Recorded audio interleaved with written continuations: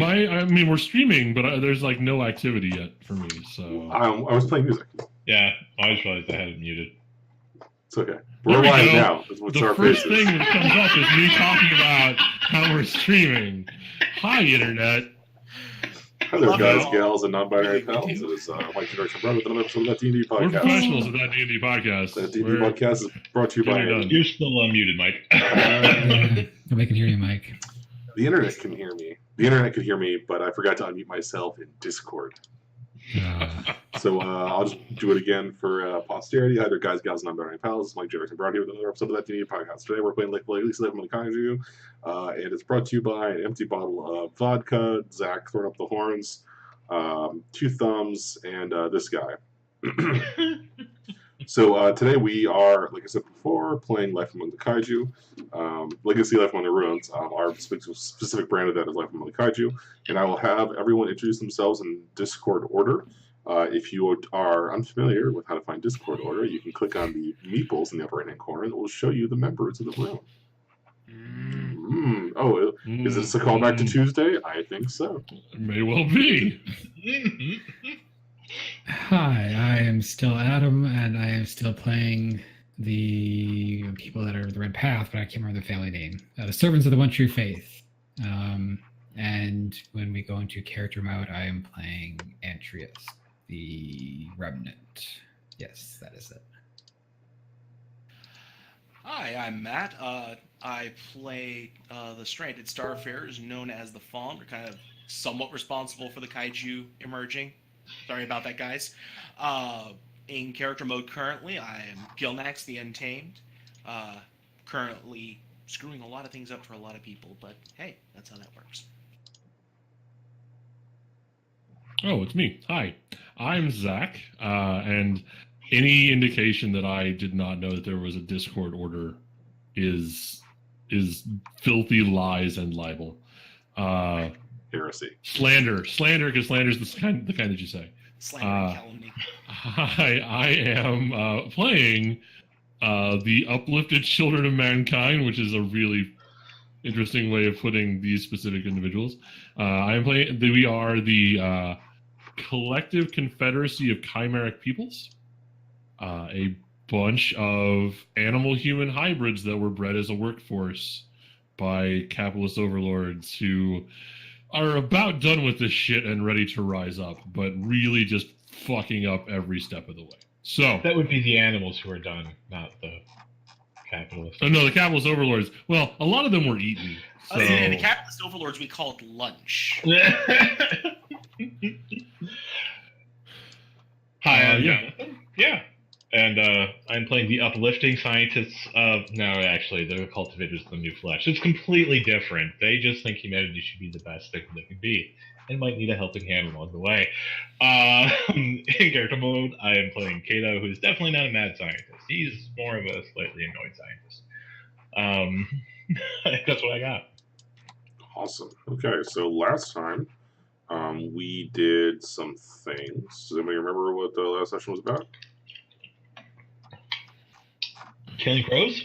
We tried to tame the graboid watering hole, and that ended poorly. We met the great white graboid.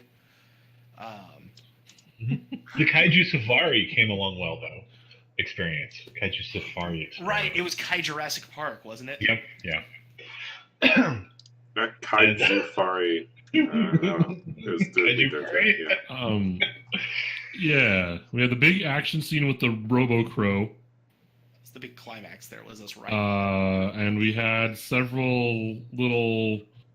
Everybody's family was trying to grab something, some more successfully than others. I now have 5 treaty on 2 other family. Womp womp. Because you just can't get it done. And then Adam's remnant character went looking for some answers and sort of found them, as I recall. Yeah, right. We found that past facility in under cultist. I cannot remember what that was. I know you found like big important stuff, but it was totally out of my brain. Like some sort of mutation tanks where you combine multiple races into one being. And that was someone's part of their family creation thing in the research facility. It was totally not taken from Teenage Mutant Ninja Turtles. Ooh. The Secret of the Slime? tubes. The tubes are not ooze. I promise. No, it's like the vats that they'll have in like they had them in the CG series and stuff. So. Oh, I still have fond memories of the old Turtles movies. They were awesome. Literally just listening to the first movie soundtrack before we hopped on. Da-da-da-da-da-da. That's not the one with Go Turtle, Go Turtle, Go. What is that? That's is 2. Yeah. Go Ninja, Yeah. Ninja Rap is. Yeah. Because it has MC Hammer? Vanilla Yeah, Ice. Vanilla First Ice. soundtrack. Which is the opposite of that. Yeah. Yeah, it is. Yeah. Hammer did, this is what we do. So we're straight on course. Yeah. Don't worry, I also have the coming out of their shell tour where they danced around and sang on tape in the garage. So I know nothing of what you speak. So there was been talk about 3 was the best Turtles on Emmy. Ooh, which? Turtles. Was it Turtles in Time? Well, no, but yes. It was the Turtles 3 was the point at which I developed my I called it the Ninja Turtles theorem, right? So you make a movie, right? You throw a sequel and it's like bigger and more of the same, right? And then by the third one you're running out of steam, so it's fuck it, send them back in time. Shit, it worked for Back to the Future. Why not? It does. It works for a surprising number of movies if you really look at it. I was I was gonna generalize a little bit and be like, throw a cliche in there, just something, a hook, a gimmick, a gag. Mhm. going to say it worked for Sesame Street, but they weren't back in time. They just went to China. They did went to ancient Egypt or something like that, though. They did? I don't remember. In one of the older things. Yeah. Okay, so the kaiju, right? Big bird So style kaiju, don't at me. do we need to have a very small kaiju, maybe like a kaiju chick? I don't know. There's a question about whether or not we should advance time. It's a purse kaiju. You just need to have a really big person. I think we're at a fairly good point to have the age turn, right? This is just sort of my opinion. Possibly. Weren't we supposed to hit some sort of milestone before we trigger a new When you age? feel like you've dealt with the threats and opportunities of the current age, call for the age to turn. But it's a group call. If anyone objects, we don't. Well, and I mean, all right, so narratively, I know I just had a big thing. I have a pet kaiju over here for however long that lasts. I'm sure that's going to end perfectly well. No possible downsides whatsoever. None. So that makes sense to me. For Zach, you just drove off your hated crow enemies. Mm-hmm. Yeah, no, taking down the crows is a pretty big deal for us. We also totally failed to secure the watering hole, and that was a shit show. It's been a big year for us. I feel like we could probably fold that under and call it a wash. So Matt and Adam. I personally have no problem advancing time. On the one hand, I haven't really gotten any huge achievements, I would say, but on the other hand, I did state that my goal was to get these humps lifted so that way I could get the hell off this planet. So in that sense, I kind of have made some goals, so I'm all right with moving forward.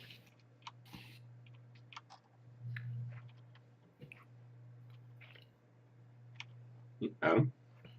No, except I'm fine advancing time. Oh, is there anything you want to do left in this age? I don't really think so, unless just mostly it's just me moving in, which that would be perfect during time passes kind of thing. Okay. All right, so let's go ahead and move the clock forward. So your group can call for different amounts of time to pass, depending on how much change you want to see. A few years is enough to shake up a little, while still allowing you to revisit familiar characters and places, while a century or more gives you space to really reinvent the world. I feel like a century is probably too much. Yeah. Definitely, Right now, yeah. I would say like a decade would be about right. What do you guys think? 5-10 years wouldn't be. Yeah, somewhere 10 or less probably. I think, from my perspective. Yeah, I don't think we've done enough for it to be more than 10. Well, and I think there's some things that are going to change within that 10 year. Well, like at the end of the 10 years, there's stuff that's going to come up. I mean, Okay, so let's swing it down and do, let's say, 5 years, and that gives us some time for growth and the landscape to change a little bit. All right, so we said 5 years. Yeah. Okay. So I'm going to go ahead and record that someplace. Let's go back over to this page here. So, the crows had a devastating defeat dealt to them, right? Yeah. It was fairly devastating. I mean, we did kind of massacre their giant cyber crow leader. So they're not gone forever, but they were driven out of the boneyard. Okay. All right, so the first time jump called first moving the clock forward.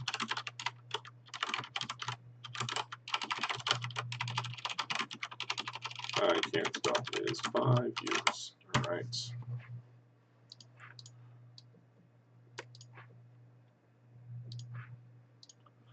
Time passes. So who wants to read what that does? I shall, apparently. Hey, do you have a page number? 73, or, yeah, 73. Moving the clock forward. Blah, blah, blah, blah. If anyone has the opportunity to resolve their unfinished business. Generally, legacy students are given age will last between 2 to 5 sessions.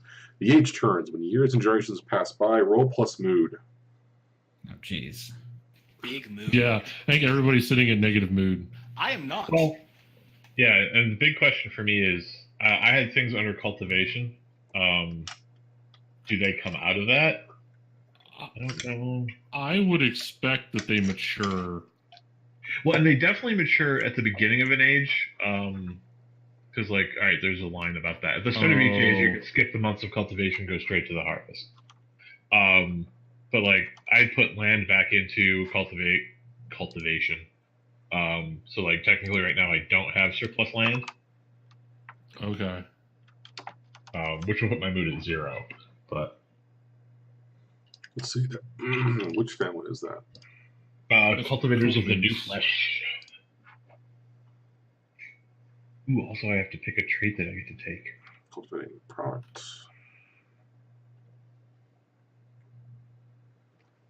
I mean, I don't see. I mean, because they're supposed to be tied up for a while. And like it is supposed to like temporarily lower my mood and stuff like that, but I just don't know. Right. You know. I don't know. That's interesting. If we finish the cultivation now and give you one at the start of the age, that seems like double dipping. That's exactly what I was thinking too. So, like, yep.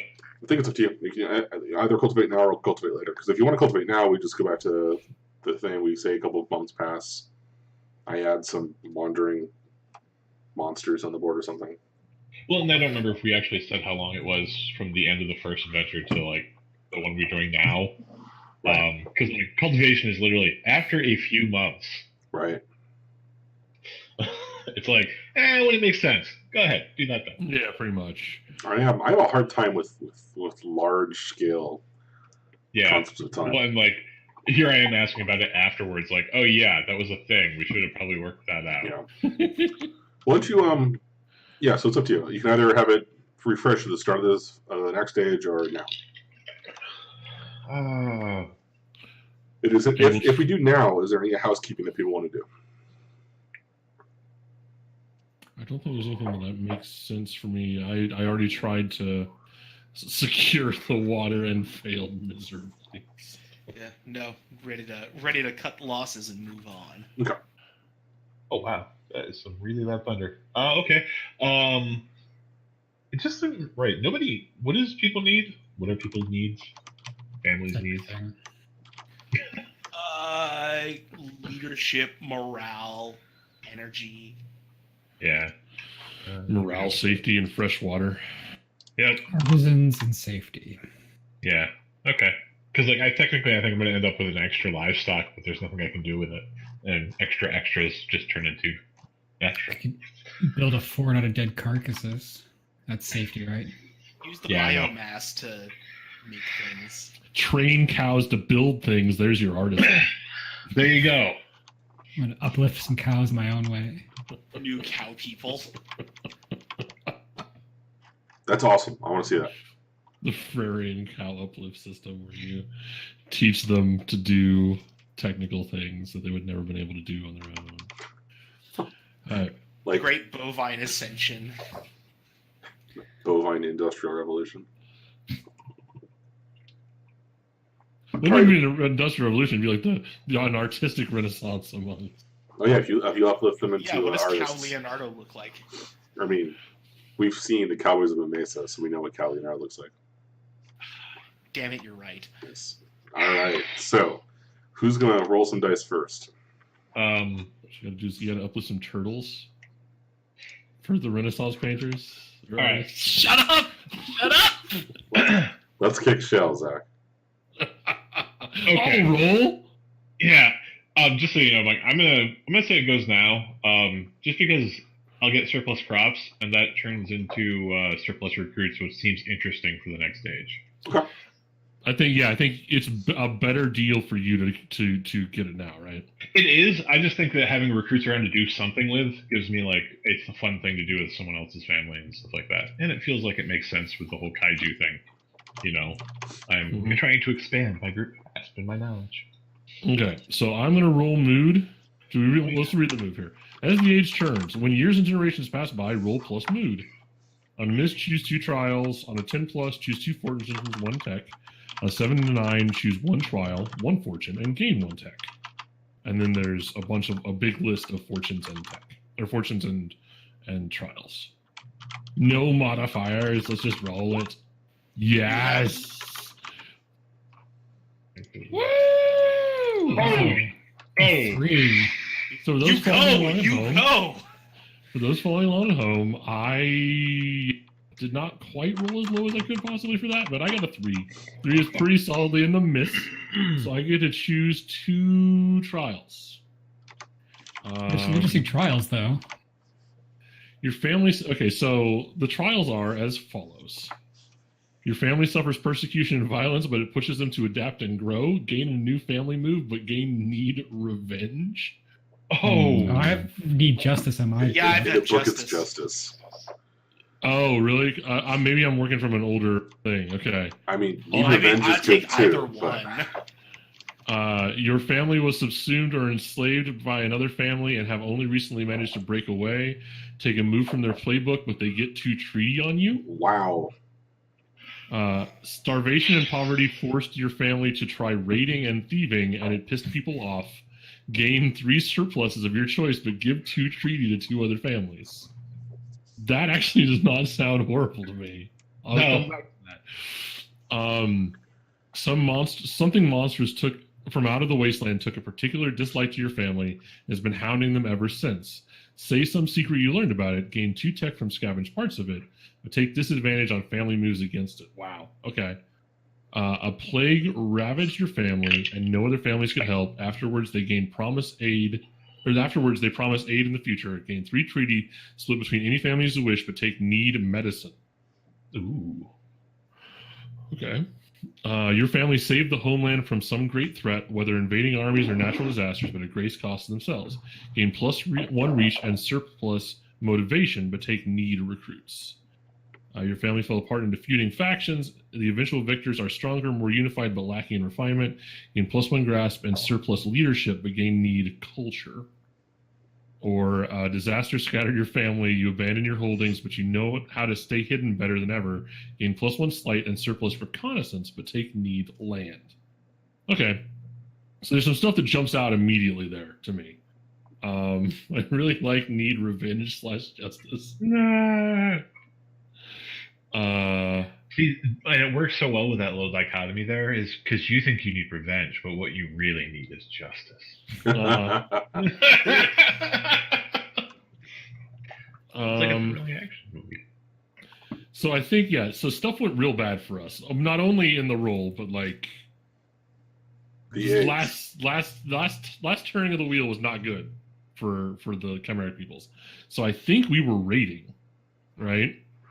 I think that some faction of us was raiding. So I think I gained 3 surpluses and give out 2 treaty to other families. I don't think I could have. I can't raid the aliens, right? I mean, you could if you found the right enclaves. I mean, you Like, technically had some of their weapons already or tools already, so maybe you would for some more. am I jumping the ATV like onto spaceship? Okay. I'll hand over. You find I'll like a hand. lander base. Yeah, I'll hand over some treaty to the aliens. So the aliens get 2 treaty on me. I think I also raided the church some, so the church can have 2 treaty on me as well. And I get to pick 3 surpluses. I'll have to figure out what those are in a second, and whether they're just like ticking off stuff I already have. And then I think my family suffers persecution and violence. In part, maybe that's what turned us to raiding. Maybe it's a chicken and egg problem. But we gain a new need, which is revenge, and a new move,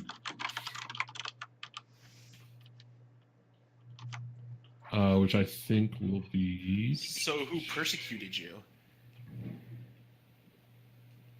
Or is it just you think everybody just kind of? I think, yeah, generally we kind of got in the short end of the stick this last time around, right?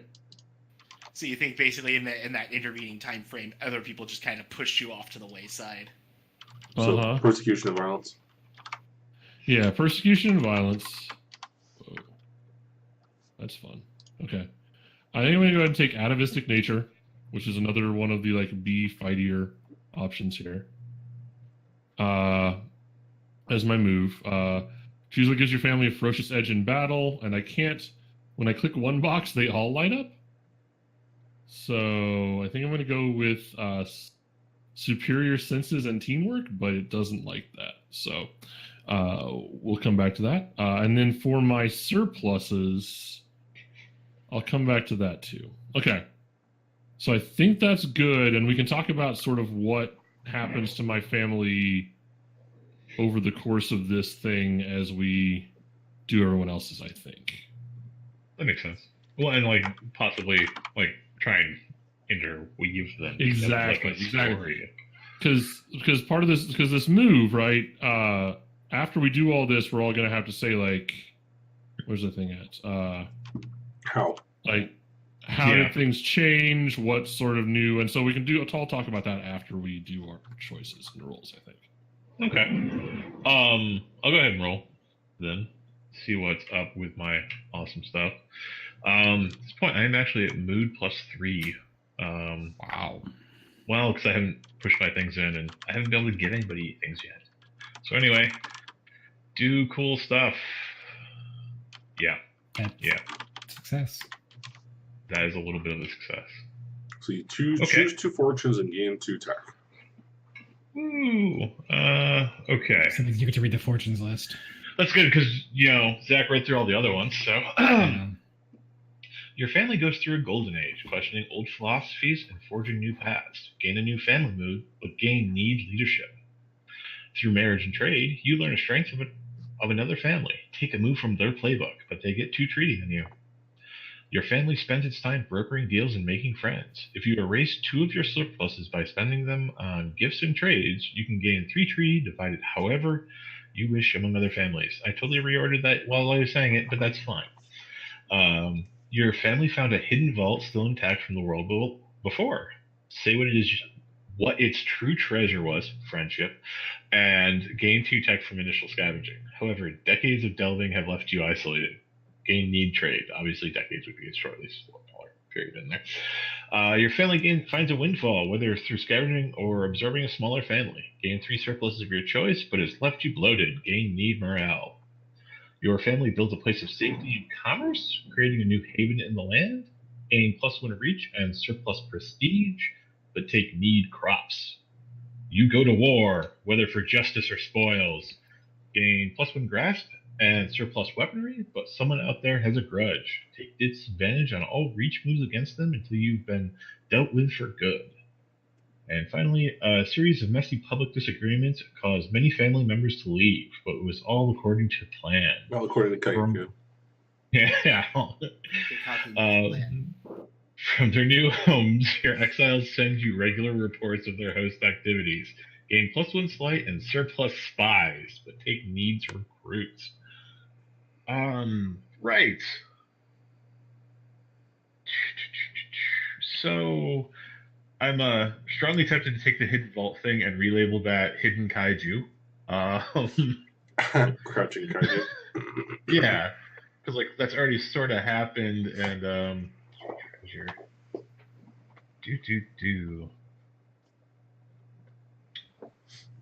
And then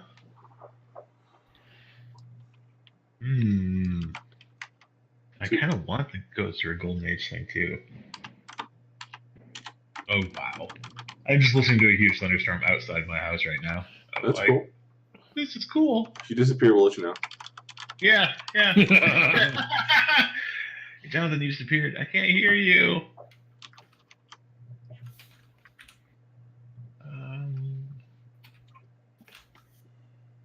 Which do I think is better?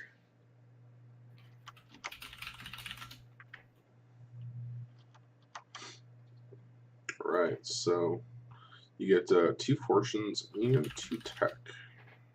Yeah, alright, so I can write down the tech. I think definitely one of these is going to lead around the whole kaiju theme park thing. I actually think the windfall one makes more sense there. Okay. But I think the need morale is going to end up manifesting as everybody wondering if this is really a good idea. You know, either convinced that the kaiju are secretly horrors, or possibly Adam has gained some more adherence inside my family and they think that what we're doing is bad. That would also make sense. But I do think it was a golden age, questioning old philosophies and forging new paths. So we'll get a new family move, but there's a question of who the heck's supposed to be actually leading us in which direction we should actually go. So we need leadership. All right, this makes sense. Okay, so you need leadership. Yep. I have to pick a family move. I think there's a cool one about breeding things. You know, like all of my moves. Phrasing? All right, so I get you down for Windfall and Golden Edge. Yes.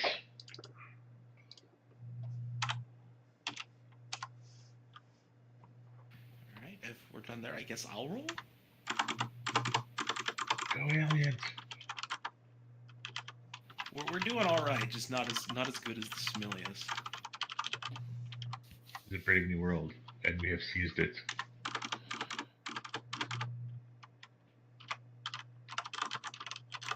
Yeah. It's there. It's all right. It's fine. I love how we're basically just going on the list of here are your possible options. Yeah. Yeah, that's So 7 through 9. 7. So I get 1 and 1. I get 1 of each. 1 trial, 1 fortune, 1 tech. All right. Boo. Okay. I feel like what happened is the reason the Fawn were kind of not so much there in the last stage is they were probably like warding off some other threat, either like there was some raider army or like a bigger kaiju was coming or something like that. And so they basically worked really, really hard to fend it off. And so it diminished their numbers greatly. Okay. So It's good. It gives me the surplus morale that I need, which cancels out my need for morale. It does up my reach, but we're out of recruits. So which one is that? That's the That's my trial, actually. yeah, that's where is it? Save the Saved homeland from great Homeland, threats. Save the homeland. I have some ideas for that. So if I have the need and then I get a surplus, they just cancel out, right? Yeah. Okay, great. Mhm.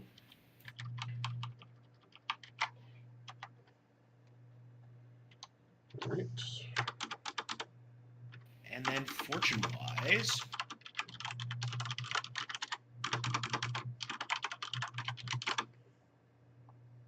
let's see.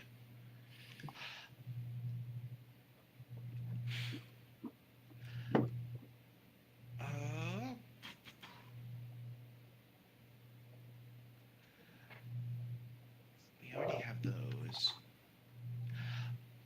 I think through marriage and trade, we learn strength of another family.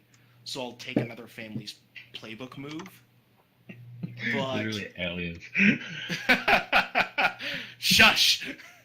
But we'll take Illegal aliens. In fact, we'll give Similius the treaty, and I'm gonna go rooting through their book for something. Ooh. Learn my secrets of genetic modification. Yes, secrets. We totally just need to recover something we completely forgot about. Take this nice shiny bauble and run.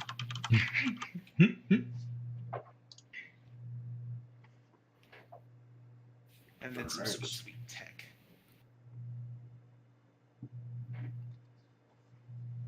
Trying to figure out. What's that?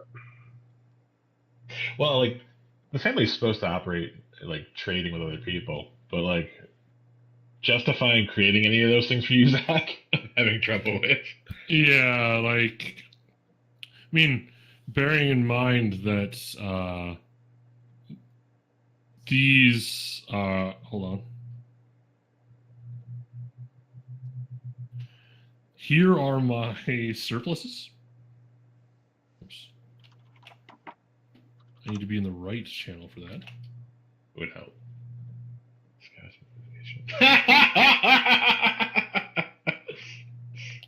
So it could be that revenge is revenge against Similius. Yeah. But I think I also have some stuff with the fawn, which could be fun. Oh Just a yes.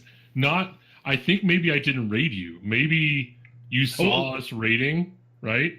For the Okay. fawn. I think maybe you saw us raiding and you took pity on us, right? And that's where the progress comes from. You're like, okay, have some technology. You don't have to go take other people's stuff. You can like Here's a couple of thought projectors and like a replicator. Go with it. Mm-hmm.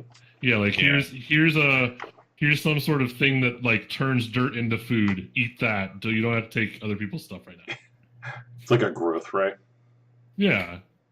The embiggening ray. Well, like I was actually because I have like 3 surpluses coming in, and like I can use 2 of them to get rid of my needs. I was thinking like the third one being something that ended up trading you because like I think I am going to end up with too much surplus, and it just disappears if I don't get rid of it. I know Well, I'm a jerk. It doesn't just disappear. It like like, gives you something, but It triggers a move that you do, and I don't know. It's like a great. I don't know if it's a Yeah. It's Think definitely about- something good, I think. aim Yeah. for, but it seems like it's okay, right? So consider that as well. But yeah, I think Adam still has to go yet, right? Yeah, go ahead. Yeah. I was trying to do that with text to keep things moving, but yeah, we had to talk. I know. That's what we do here. Yep. All right. Again, with the recount with So- your friends. Yeah, so this is where I failed my roll. Please do. And Yeah, 7. Yeah, you're fine. And I managed to lose the page. So what was it again? 75? 74. 74. 73. Someone there. Got it. 34. Okay, so I have Trial Fortune Tech. Just boot the tech on.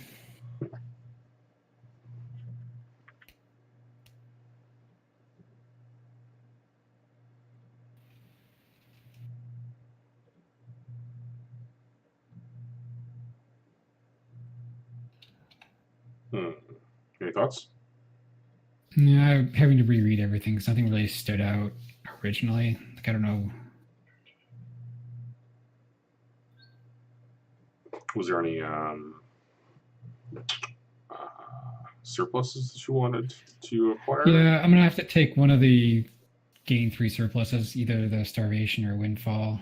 It's just, what else do I want? Right.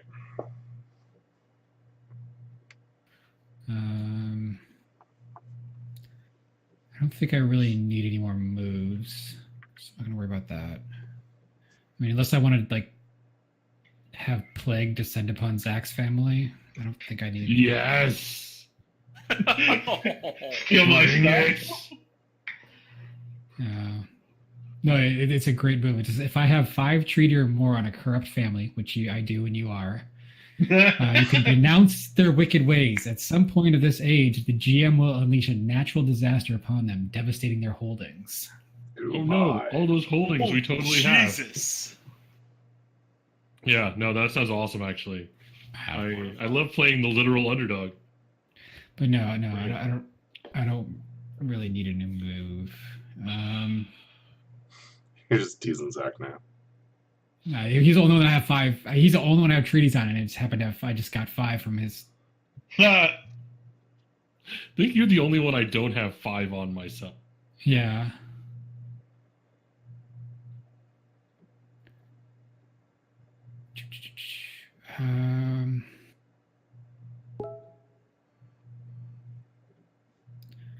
I think.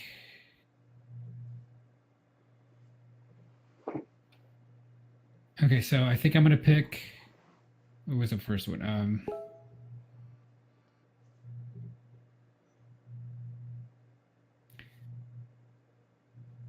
So yeah, we'll go with this one. So starvation and poverty force your family to try raiding and thieving. So it's not going to be like raiding and thieving with, weapons and stuff. It's going to be probably, proselytizing and recruiting people from other families and things like that.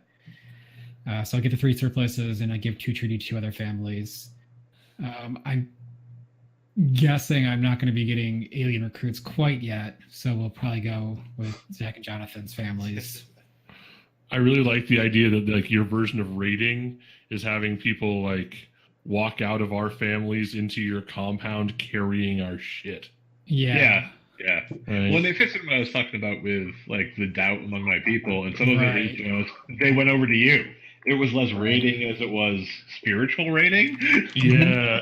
you already had a bunch of Buffalo people on the hook for mine as well. So Mm-hmm.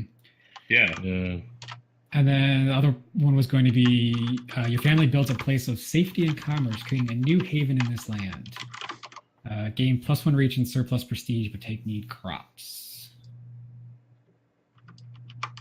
Is that the Buffalo Village?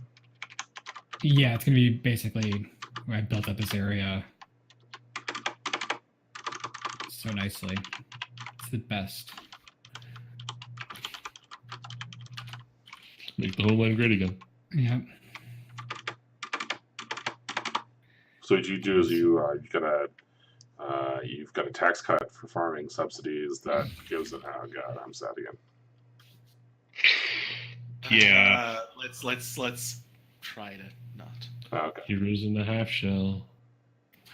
What is this? So you kind of raided Smelius. Yeah, I've kind of still a family member. So yeah, so the 3 surpluses, 2 of them pretty easily. So I'm taking Smelius's artisans effectively, and I'm building a place of safety. So those are the 2 surpluses, and then the third one I'll just figure out whenever I can. Awesome. All right.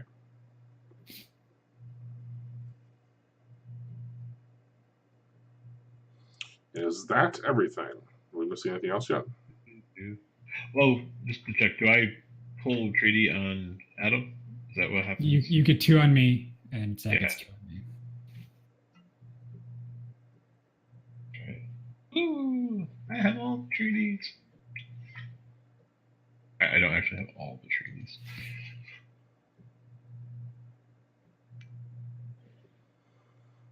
All right. All right, let's take a look at the result of this.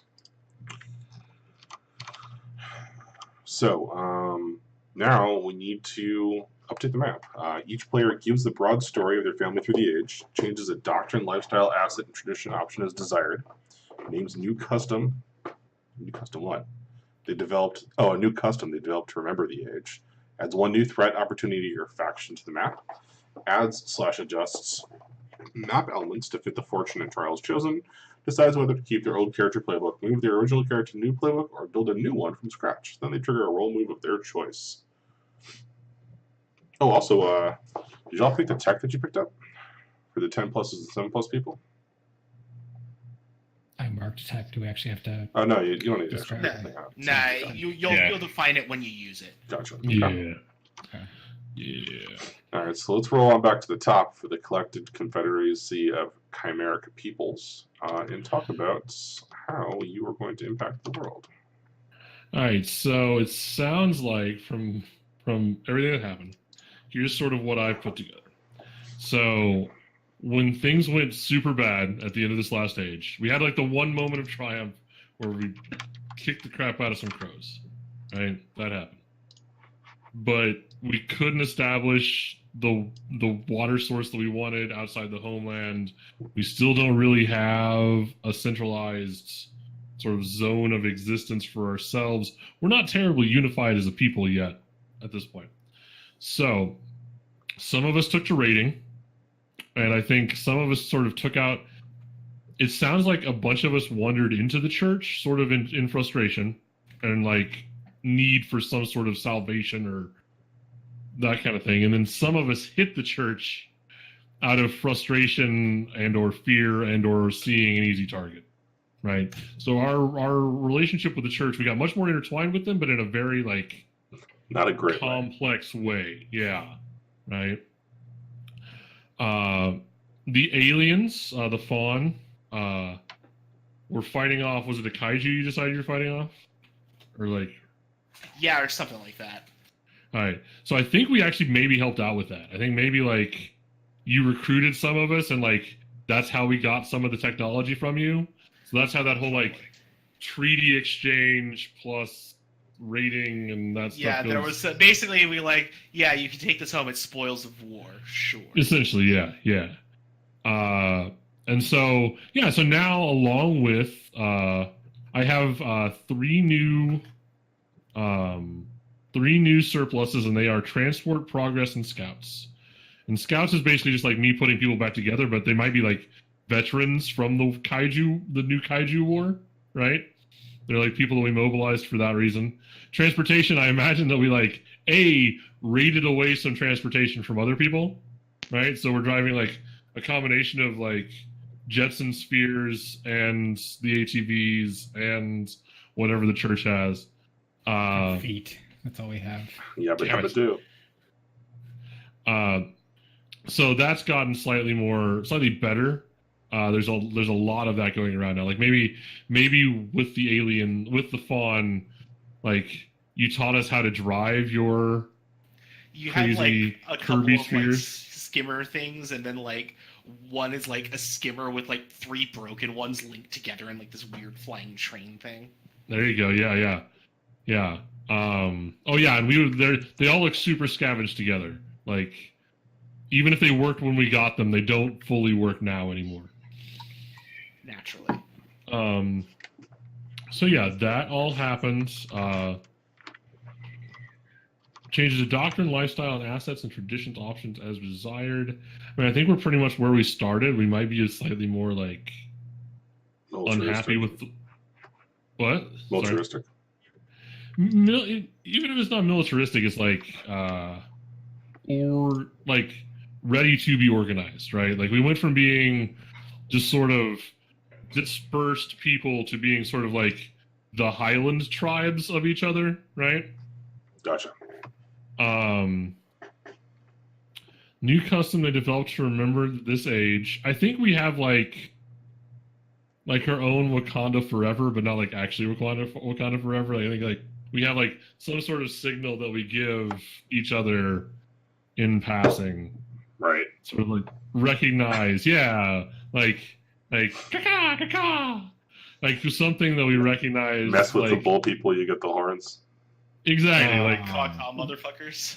recognize our victory. Well, like the whole like the crossbow middle finger thing, right? Or like whatever it is.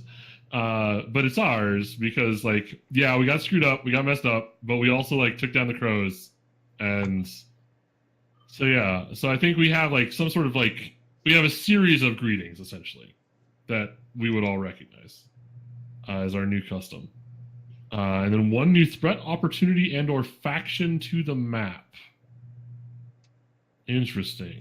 Threat, opportunity, and or faction to the map. What was my list of potential weird stuff? I mean, I think we can go off that list, but I just want to know what it was.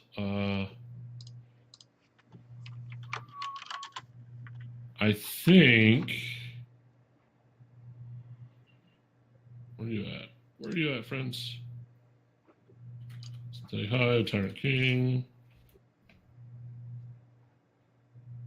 Oh, it's not even on the sheet. Okay, never mind. Let's come back to that. Let's come back to the map thing. Maybe we got to do the map thing at once. Okay. And then, yeah, I think of my stuff, that's what it is. So the broad story is we got beat up real bad. We're starting to like get organized and restless with the situation as it stands. We joined the fight against the kaiju. Scuffled with the church. Got some give and take there, and we have like we now recognize each other as being like kindred, if not kin, right? And we have secret handshakes and or head nods to your words are sup. So What's up? There you go. Yeah, I think that's me for that part, and I'll figure out what I'm adding to the map here in a moment, I guess. Okay. Oh shoot. Where's that list? That list is on page 67. Okay. 73 of the PDF, but 67 of the PDF somehow. I'm confused. Change the scale, zoom in. So each player gives the broad story of their family through the age. I'm just totally blanking on. You said 67? It's 73. Remember, Zach's got 73 the according to the bootleg. page count. Oh Sure. yeah, maybe. Well, I'm using the second edition PDF. Maybe yeah. We need to coordinate and see which one of the files we're actually using. Clearly, I remember that one. Okay. There we are. Gives the broad story of the family throughout the age. So this period of time is really just the golden age of Sibelius, where we have a kaiju to study and poke, and well, maybe not poke, because holy crap, it's a kaiju.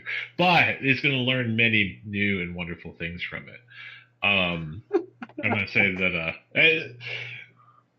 with our whole bio thing here, I'm going to say with just studying the kaiju, and like I'm picturing most of this is like passive thing, like we're not strapping the kaiju down, we're mostly working with things that it sheds or excretes or whatever. Okay.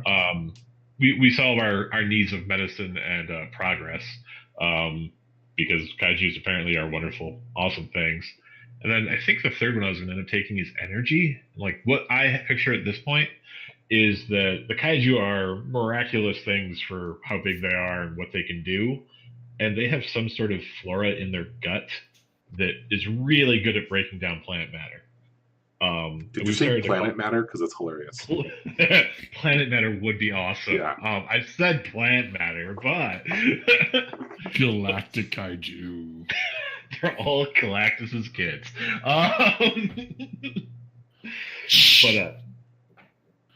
But yeah, so like at this point, I figure we've made basically like little bioreactors, like we stuff various like plant matter into, and get out some sort of bio kaiju oil. Not certain what we would have used that for yet. Actually, yeah, because we're the ones who actually have like our mobile little science stations there, so it helps power that. And like I think like the sounds of combustion have become more common in our lands. Okay. As just like we use the fact that we can now produce cheap burnable fuel, like a Victorian and whale oil. Woohoo! Additionally, we've also picked up on we've become better at dissecting things. I mean, recycling things. Right. Which is going to be the family move that we pick up. It literally reads like you can butcher things and get useful things out of that, which is creepy. But and like during this whole period of time, though, we've learned a whole lot, and it hasn't sat well with everybody here. So like the Red Path has drawn off a number of people who have defected, who don't think we should be doing this to the kaiju. And are starting to be persuaded that the kaiju are almost supernatural in a sense. So you're finding stuff inside the kaiju that don't adhere to like the natural order, right? They're not. Mm-hmm. It doesn't jive with like the fossil record and every other animal on the planet, right? Yes. Physics say that it should crush their bones, right? Like turning to take its step would destroy the entire thing, and yet it moves. Yep. And so, like, in general, the family is a little bit torn between the entire concept of what exactly are we supposed to be doing? Have we touched the face of God? Should we keep doing it? And it's left us with both needs for morale. Just morale, and I'm interpreting that as they don't have a strong, cohesive center right now. There's a lot of different factions in it, and then, like, there isn't a clear leader of the whole family that's pushing it towards one direction. Gotcha. So, like, at this point, the beginning, I have to ditch one of these, is that they have a surplus of barter goods, land, livestock, crops, recruits, and energy. But they need morale and leadership. I think almost immediately I'm going to ditch one of those. I have to ditch one of them almost immediately, because that puts me at too high a mood. The question is, which family do I buy off?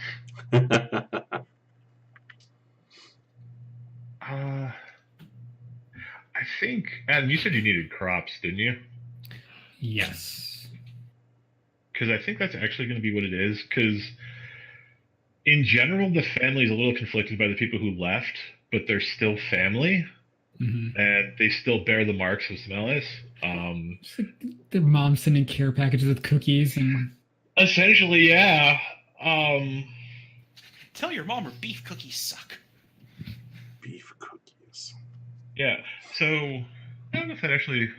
Because I was reading that as gift the access to your allies. Gain advantage with reach until the end of the age. I think I can just trade it to him. I know that triggers a move on my part. I mean, I just get an extra treaty with him. But I think it makes more sense that it actually... Because like, I actually kind of want to help the people inside Adam's thing. That makes sense. So, do you agree with that reading there where it says, gift the access to your allies? My immediate brain was, you give it to someone else. But which page is it? It's actually in chat right now. Zach posted it in there. Oh, nice. Force with resources? Yeah. Gotcha. So it's Bearing in mind that I appear to be lurking from a different book than the rest of you. So that's true. That is true. It is at page 36. Dirty Kickstarter backer.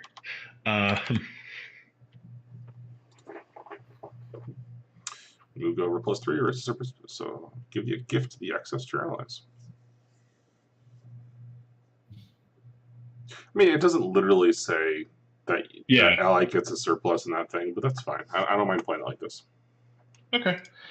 So yeah, it's ended with us stepping up those care packages of secret herbs and spices we send to the Red Path. It was like, and here's a nice bag of barley. It's kaiju barley, but we're not going to explain that to you.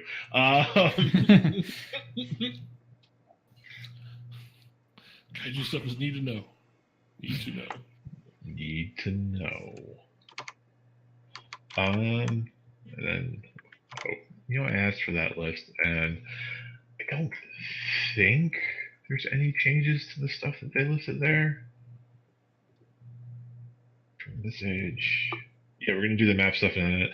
Oh, that is one other thing I have to do is that my family adopts a quality from something we've encountered. Pick one physical trait they've encountered sometime this age, with the GM providing a downside. Your family members will all exhibit this trait from then on. Wow. Yeah, and like it gives examples of night vision, flight, photosynthesis, etc. Trying to think of the good ones that we actually saw. Burrowing. Yeah, there's burrowing. That feels really weird. There's the kaiju. I mean, for your family, it sounds like you take a literal attribute of something and splice it into your genome, right? Yeah. How about? All right. So I pitched that they have enhanced digestion, right? So they can eat a broader array of foods, and it's just more nutritious to them. Is that acceptable to you? Yeah. I mean, your metabolism will shoot up, right? Mm-hmm. Right. So if you eat a lot of stuff, you have to ingest more matter. But basically, we can get by with lower quality food, but we tend to ingest more mass to do it. Yeah, I'm just thinking of you like shoveling dirt into your mouth on the ground. Well, in the case that that's required, and so like a new tradition. It's become a tradition among the family that we eat the entire plant, like corn stalks. You eat the corn and you have all of the stalk, everything. That's right. You don't check the corn anymore. You roast it whole and then you just eat it. Yep. There's no more peeling the banana. Otherwise is disrespectful of the work that's been gone into ourselves and our products. Ooh, what if here's an idea. What if in your kaiju research you've learned that the stuff that's growing in the world is beginning to exhibit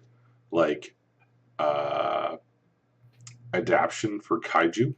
It's all becoming, the plants are becoming more kaiju like, so that you eat the whole thing out of I don't know. That's more red path, I guess. But yeah. Well, and really, those who don't adapt to the kaiju method are going to end up with a lack of nutrients because there's nothing around that's not kaiju adapted. Right. Yeah. No, that's actually, I like that. Yeah. The plants are beginning to get a little bit. Of humanity. Yeah. All right. So I think that's me. All right. Let's see. Next on the list is bright light. Right. It's the Firefox window. We have the fawn. Okay. So we got beaten down pretty badly defending the boneyard with the help of our chimeric allies. Was a pretty rough time there fighting things off, but we know basically that this is kind of our last hope for this project of leaving the planet, so a lot of fawn gave their lives to take out and drive off the kaiju. So how okay, so how about are they are smaller kaiju flocking this way, or are we seeing a resurgence of those robot? I think it was platforms. A large. I think it was a larger kaiju trailing smaller creatures, as well as a couple of gun platforms that were giving chase to them in its wake. Okay. So, like a pack almost. So that's why it took so many fawn. Because normally it's we could drive off a smaller kaiju like the one we had found with sufficient force. But one of the larger ones and some more smaller ones, a half dozen of them, it was a brood mother or something like that, we just did not have enough to take it out without some form of loss, and it was it was pretty rough. So that happened, and a result of that was basically we needed to settle back down and resupply, and so that's why we opened up trade ties with the Semelius Okay. to basically have them cultivate more resources for us, and in return we'd basically get them some of our tech and possibly some of the genetic material we harvested from the battle, which they would probably appreciate. As a result of this, the custom that the Fawn have actually adopted is they actually, when greeting anybody really at this point, even however small it is, there is some exchange of items. And so that's something that people learn is you have to have an item on you that you can give to the Fawn, and they will give you something back as well. So like a barter culture, sort of. Yeah, they're growing into this weird barter culture, which I didn't expect, but I kind of like. So, and it's a freely given exchange. So it's like you might get, a thing of food, or they might give you like for some of the people it might as well be a magical knife basically that can cut through anything. Right. And they'll take what you have in exchange, and those things will exchange among the people. Awesome. Okay. So that's pretty well that. Threats, opportunities, or factions. I'm not certain about that at this point. If any new threats arisen, so much as the Fawn are, other than the trading, they're kind of trying to hunker back down and figure out what they need to do to recover, essentially to the point where they can come back out and work together again, or work with the other races. Gelnax is good for the wartime, but the peacetime leadership he's not so great at, and so the Fawn are definitely feeling that in this age. They're feeling that rudderless, and so other factions are kind of going off and pursuing their own projects and kind of deviating from the plan.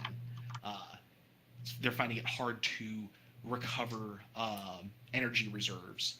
They're starting to get low on some of the devices, and the war took out a lot of people, so they're desperate need for recruits. Some people are thinking about just settling down and starting families, trying to make do with life on this planet. Gotcha. Cool. All right, and that brings us to the red path. Yes.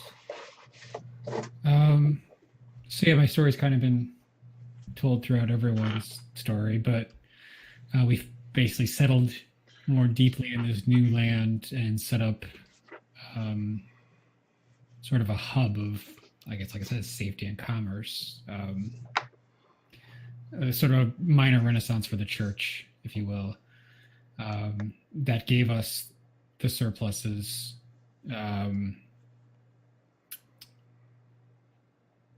What was it again? Oh yeah, so I erased artisans and safety, and also took barter goods. So we have a surplus of barter goods now.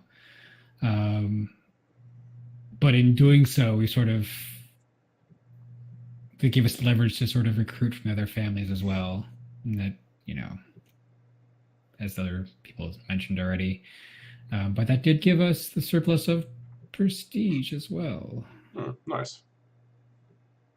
A lot more people are taking it seriously, I guess. Yes. And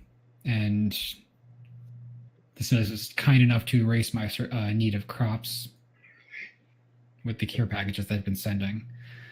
So yeah, I feel like they've sort of been building up this new area, this new sort of untapped land that just was much nicer than anywhere else they've ever been in the boneyard, and they've kind of settled down here a little bit. So I'm actually changing my lifestyle from dispersed to settled.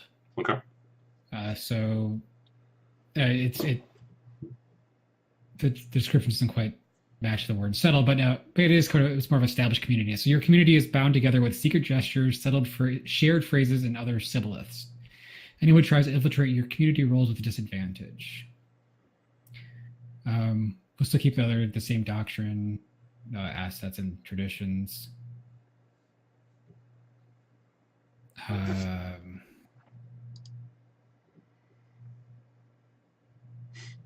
don't think I have anything off the top of my head for new customs to remember the age.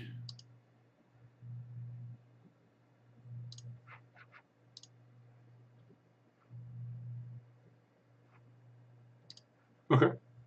I'm trying to think of something that might honor the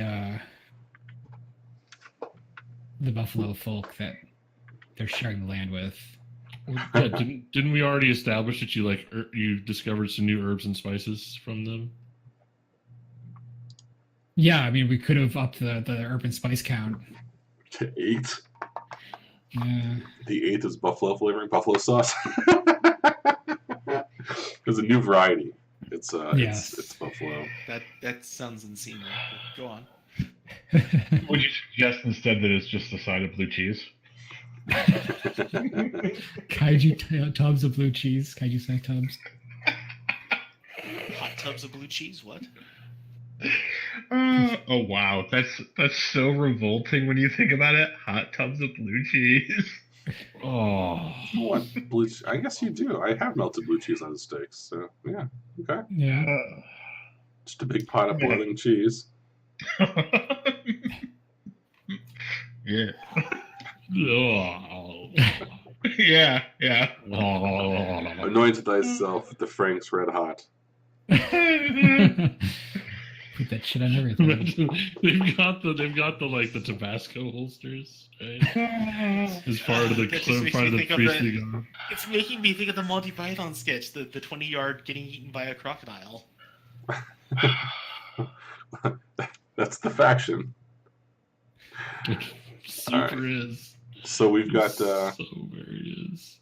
Do you People want keep on to joining it for some reason? I don't know. I mean, at some point you're just done. You're ready to end it all. Yeah. it's like outside it seems like a kaiju worship cult, but once you get inside, it's a kaiju death cult. Do you have any adjustments to the map you wanted to make? Oh yeah, can you put the map up? Yeah, is map not up? Map is not up. Not on our screen. We got notes right now. Should be better. Yep.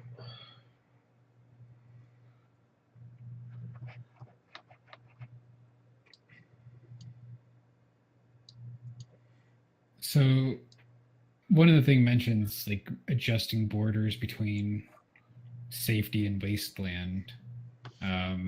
We don't really have a border. I'm just assuming everything outside of the map is wasteland. Mm-hmm. Well, like parts of it are still, because like the graboids and the spring are probably still technically wasteland. Like none of us controls that. Because I mean, I would adjust that the new valley land is probably well within safety now. Yeah, and I mean, basically, they were right beyond the kaiju thing because like I've kind of taken control of the kaiju thing, so. Yep. All right, so.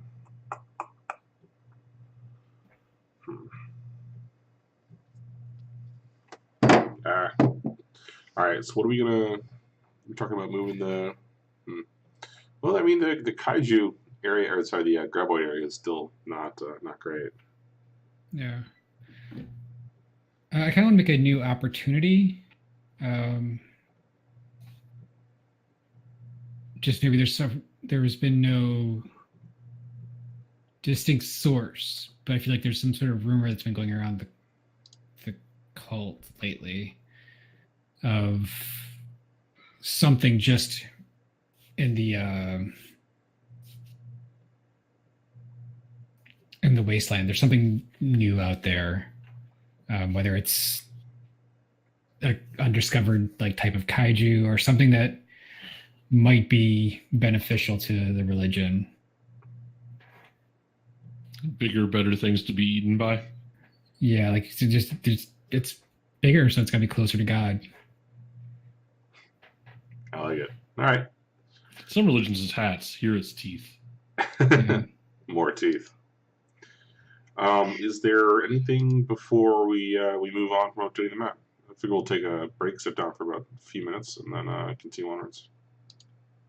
Yeah, so each of us has a map thing to drop, right? Everybody can add one new threat, opportunity, or faction to the map. Okay.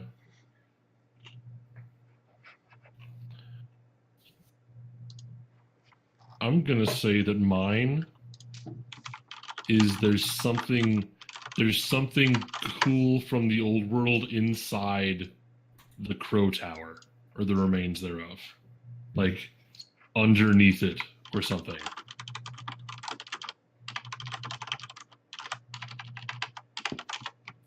Which is part of maybe why Gun Mech has arrived. Alright, so we've got something new in the wasteland, something cool from the old world underneath the tower. The fawn found out in the wasteland a radio tower.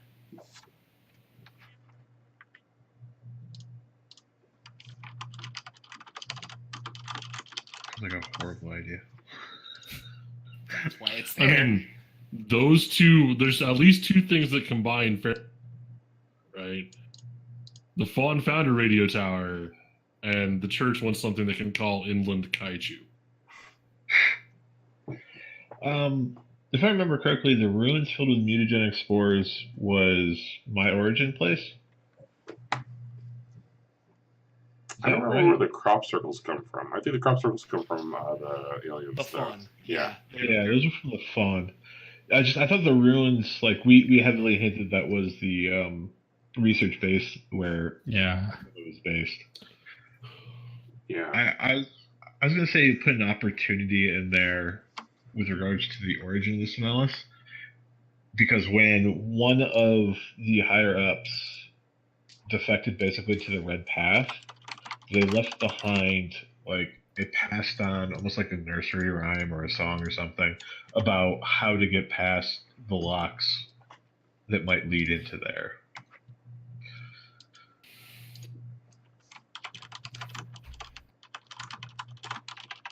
All right.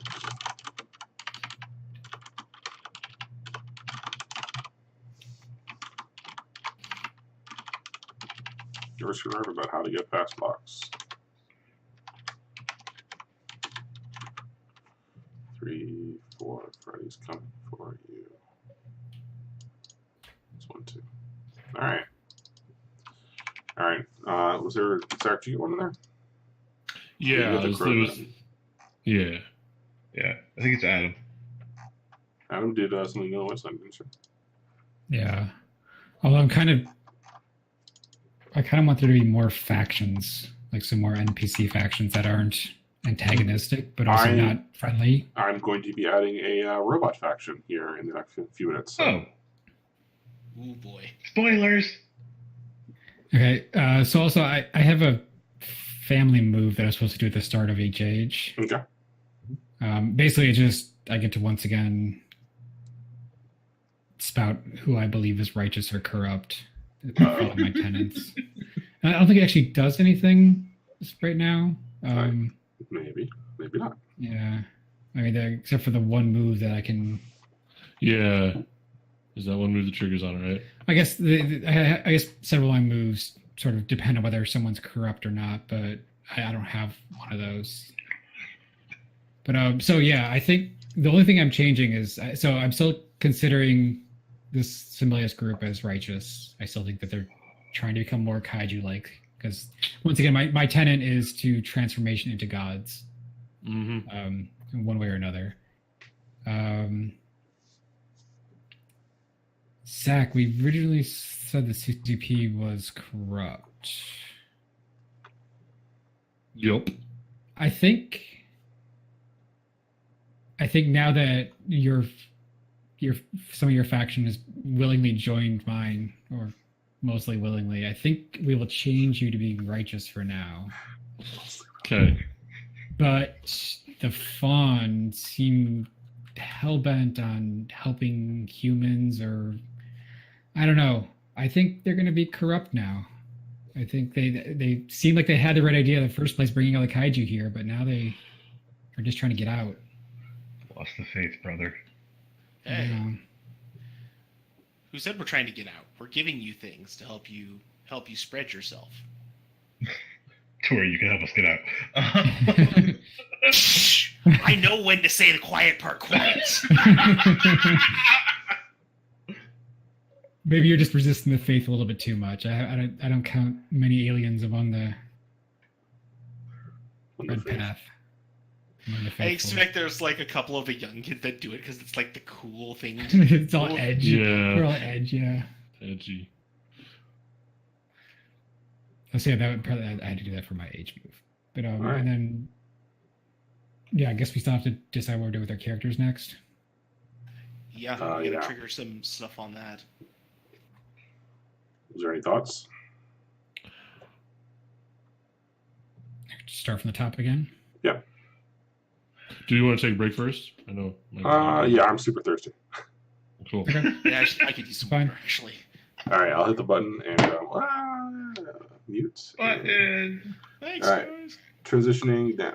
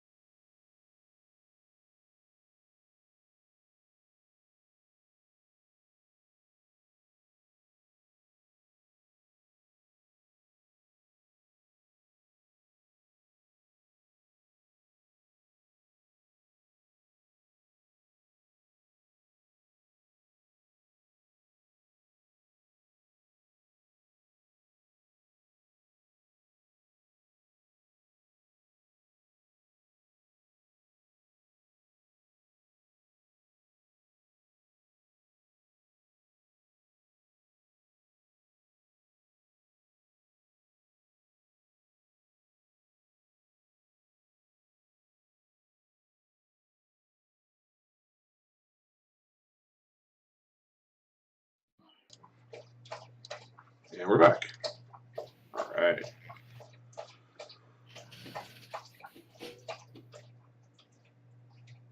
Hi, we are back, and we are just fresh from the turning of the wheel. So the age has transitioned from the previous one to a new one. The families have gone through some turmoil. They've had some success, and they've had some setbacks. I already said that, though, didn't I? And we've had a little bit of a change in the scenery. It's not a great view of it in the. That's a little bit better.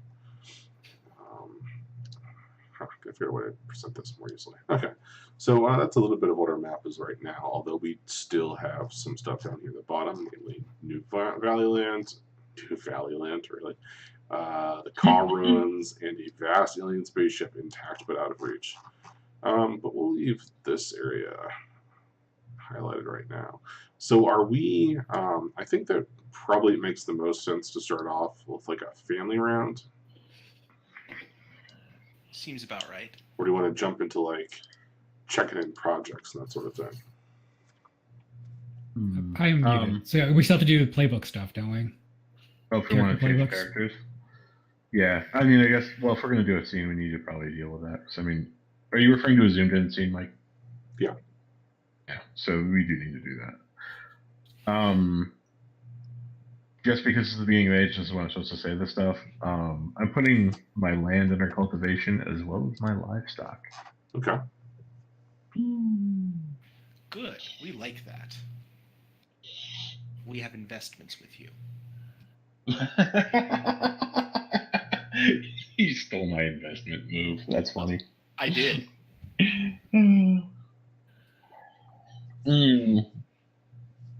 Okay. So what do we have for conflicts that are kicking around that we might zoom in on? So we have the Kai Zoo. Yeah. We have we've got the new worry things of the nursery. I'm about to get past the blocks and the ruins full of miniature explorers. We've got something in the wasteland, a radio tower in the wasteland. We've got all the other stuff that pre-existed, including the kaiju or the graboids in Starman Memorial Valley, which is pretty funny.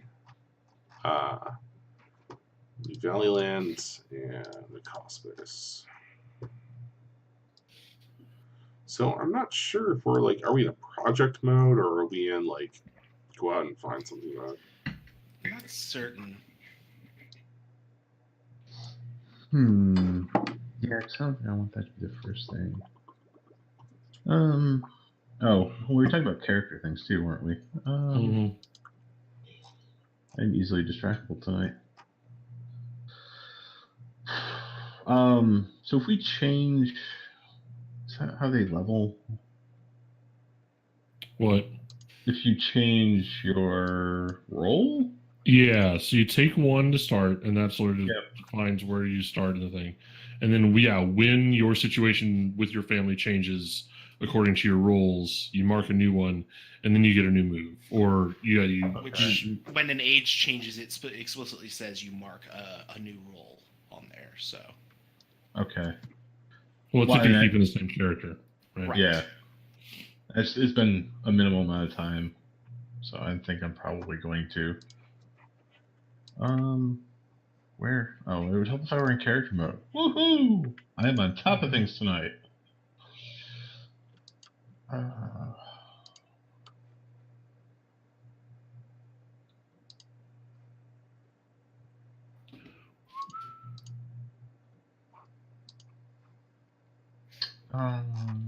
Where's role on here? I knew it was on the character sheet. So yeah, I think I'm gonna stick with Kato for this age. There we are. Roll.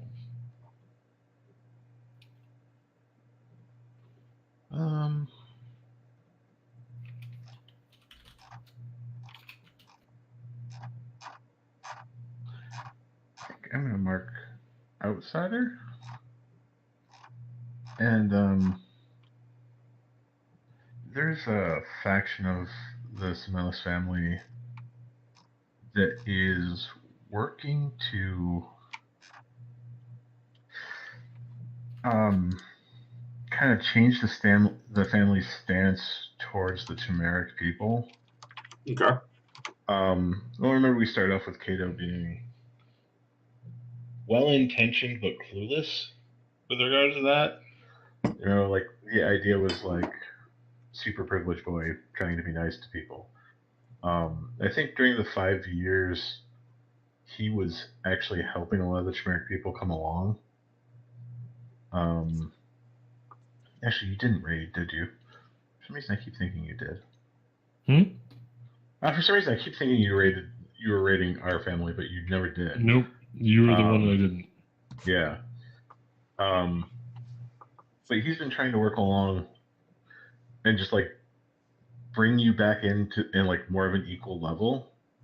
And he's been getting together people to help him with, but they obviously haven't made an overt move yet because it would be politically problematic at this point. He needs to do something to help you concretely demonstrate your worth in an unambiguously way.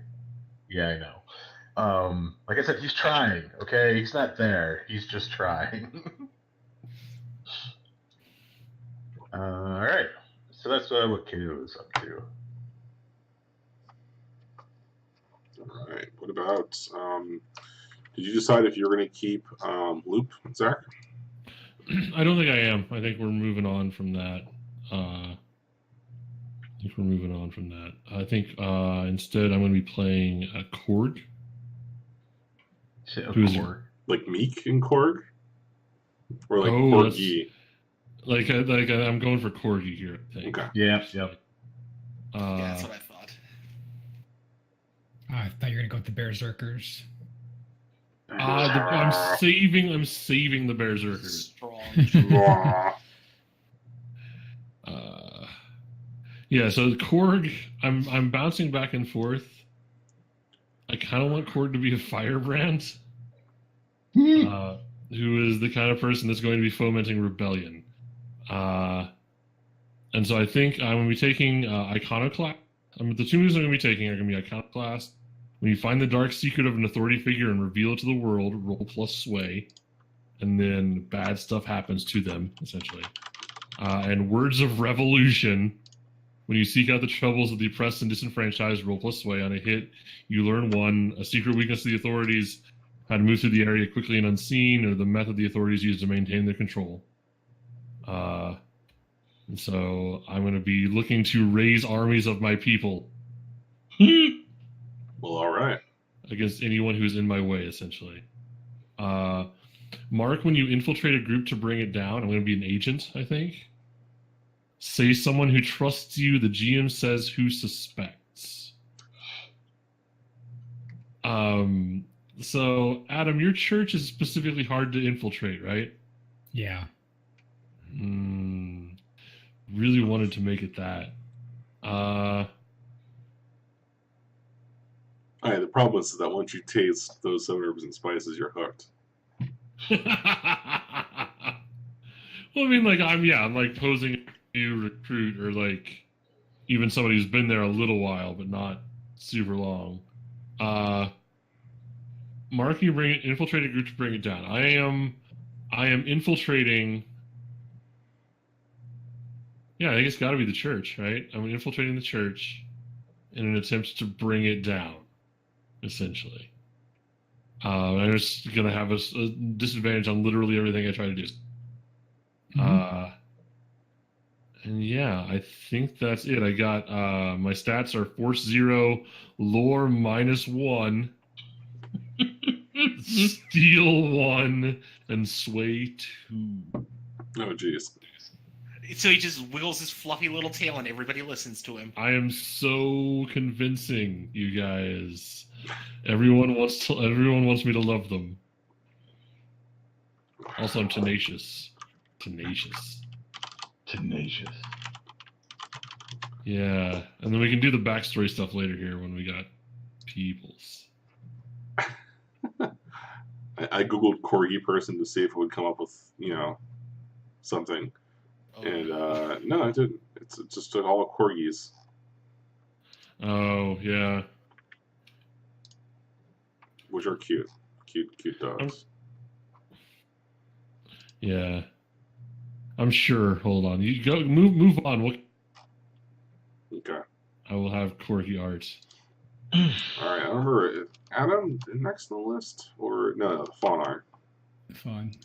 Yeah, I'm gonna keep Gilnax for now. Seems right. Okay. I You gotta mark a thing for them though. I was getting to that actually. Okay, sorry. No, that's fine. Gilnax actually is going to mark agent. He volunteered for a suicide mission in the final days of the kaiju battle. Okay. Awesome. Because it's just so much death and destruction of his people. He's just like, fuck it, let's go. So, unfortunately, he didn't die. Everyone else in the squad did, or at least everyone in the squad was supposed to die. Who Sole survived? survivor. Get some renegade points for that. Yeah, unfortunately.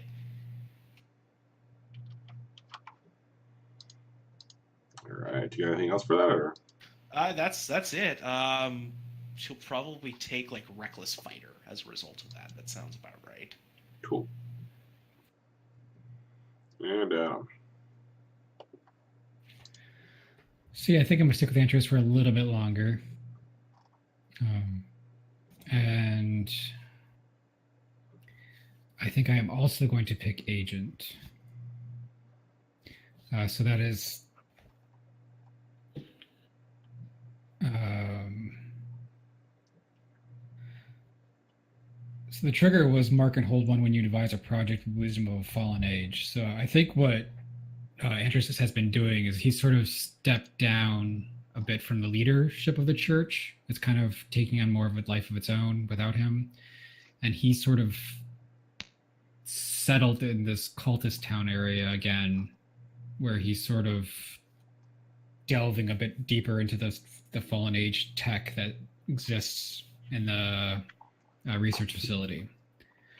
And he's been guiding the people there with his secret knowledge of that tech. I don't know, maybe to do something interesting as we play. okay. A hidden project brewing. Yes.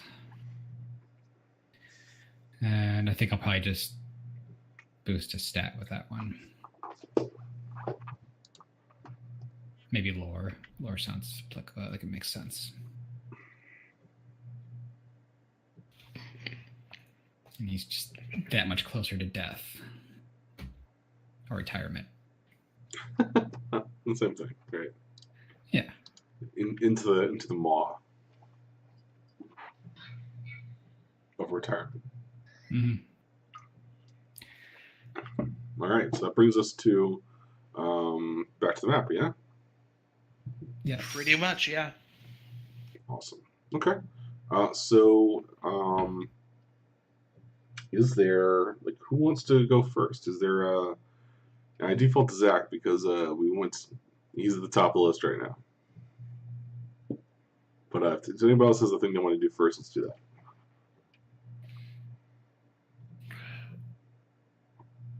I mean, I'm just going to be infiltrating the kaiju cult and trying to raise an army against it from inside.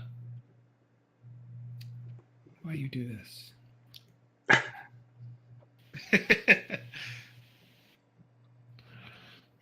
It's not really. I don't necessarily have anything against the kaiju cult. I just want my people to be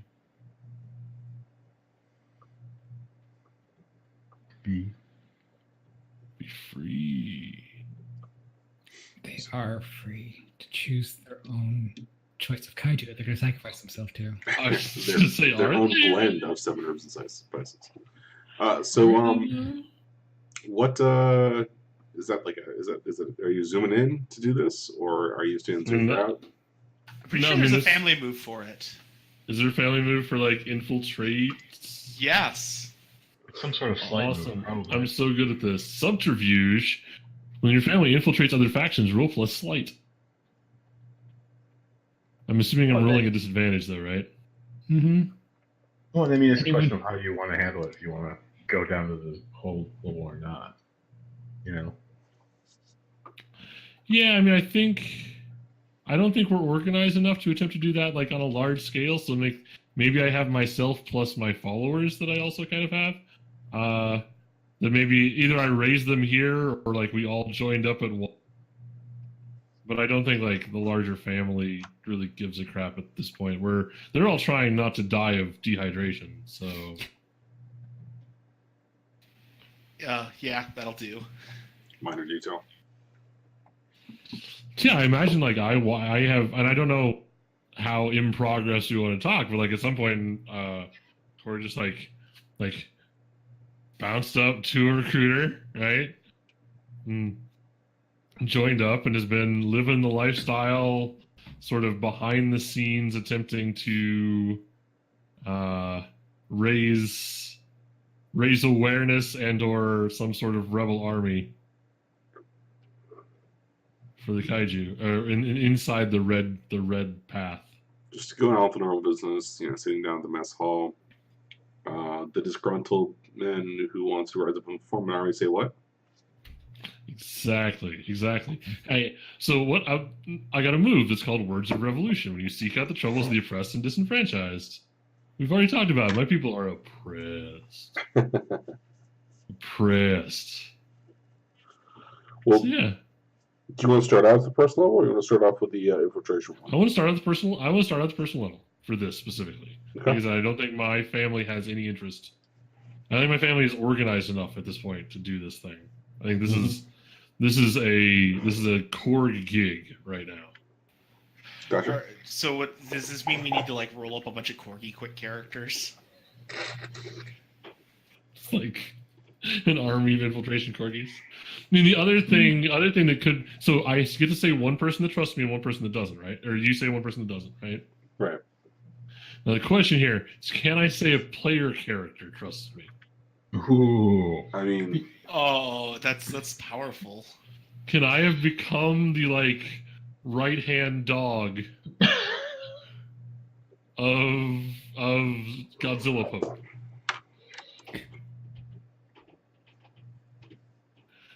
I mean, that seems dangerous, right?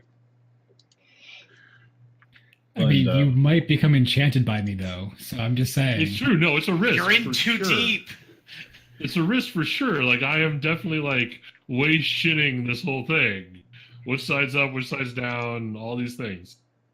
But yeah, no, I think Kaiju Pope trusts me. You're 2 steps away from the cheese vats.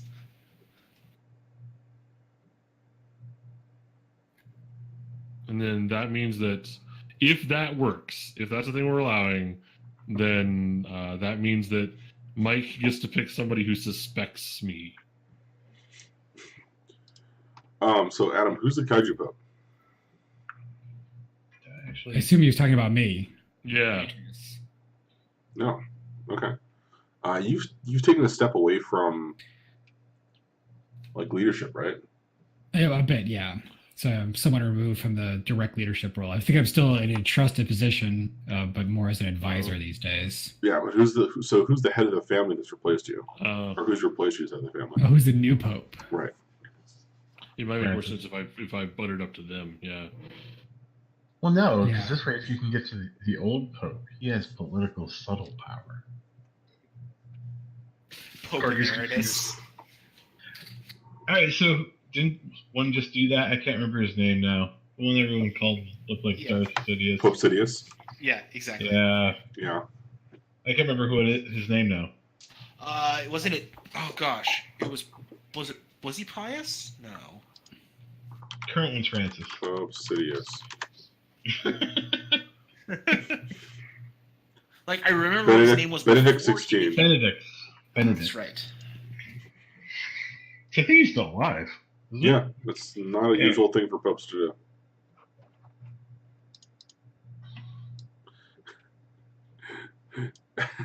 Pope Sidious. Did you mean Pope Palpatine? Pope Benedict. Oh, jeez. Yeah, I mean, it's really hard. Like, the Catholic Church is considered to be a path to... No. Anyways. I feel kind of bad for that guy. But... It's, it's some powers that people consider unnatural. Pope Palpatine sounds like a really good campaign hook. I'm not gonna lie. That sounds like a scum and villainy campaign waiting to happen. Is it scum and villainy? It's like, I don't know. No, I think Pope Palpatine is like, yeah, it's like genre shifted, or like Star Wars, right? So the Empire is instead like the Catholic Church. Yeah. Well, 'cause, like, I can almost see it as a Blades thing. Mm-hmm. Yeah, I can see that too. Yeah. Anyway, so yeah, I imagine the new pope is probably one of the those high tier evangelists that I brought with me to the Valley Land. Probably one of them, and they probably have something like the confessional inheritance move. They're sort of like a very fire and brimstone kind of preacher. Oh my god! I'll Did you be just make the one-off character I made for the last thing, Pope?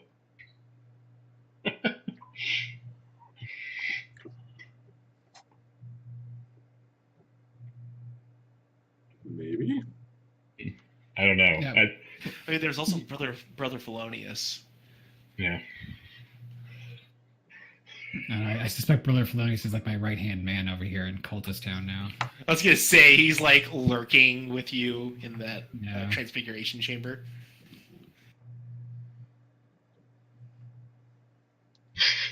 The Transfiguration Chamber. That sounds good. the evolution cylinder, right? Force evolution cylinder, FEC. Wait, that sounds like a Fallout term. Well, I mean, there's simic evolution chambers, but anyways. Something quite nice. Oh yeah, the FUV, the Force Evolution Virus. Yeah, okay. Sorry. So that's totally a thing. Alright, so Adam, have we determined who's new Kaiju Pope? I mean, I don't have a name, but like I said, it was just probably one of the former followers of Andreas that took over when he stepped aside. And Zachary, are you buddies with Andreas or Richards? Or are you buddies with the new Pope? You're muted. all right, so here's my thought process, right? I don't want to just declare a thing about a player character. That feels weird to me. But it is a good excuse for why we're in the same place doing whatever we're doing, right? Because the other option is I could be friends with the stand-in space pope, and then like be sent as an envoy with actual space pope when stuff happens, right? So someone that the stand-in space pope can be the one that trusts me, and then somebody else can suspect me. I think we'll go with that one, right? Mm-hmm. Stand-in space pope trusts me. They like me. They think I'm here, totally above board.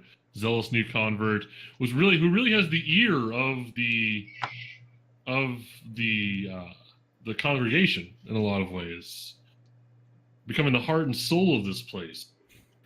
The small firebrand leading the way. Okay. The whole cans are enormous. They go down to my elbow. Can walk on them if you wanted to. All right, so who's the person that suspects you? Is it Adam? You need to decide. Or is it is it Adam's character, or is it like the what's the word? The vice pope? It's GM choice, so it's up to you, Mike. No, I know. I'm throwing ideas at to see what sticks here. Well, I think Adam's character is going to suspect me regardless.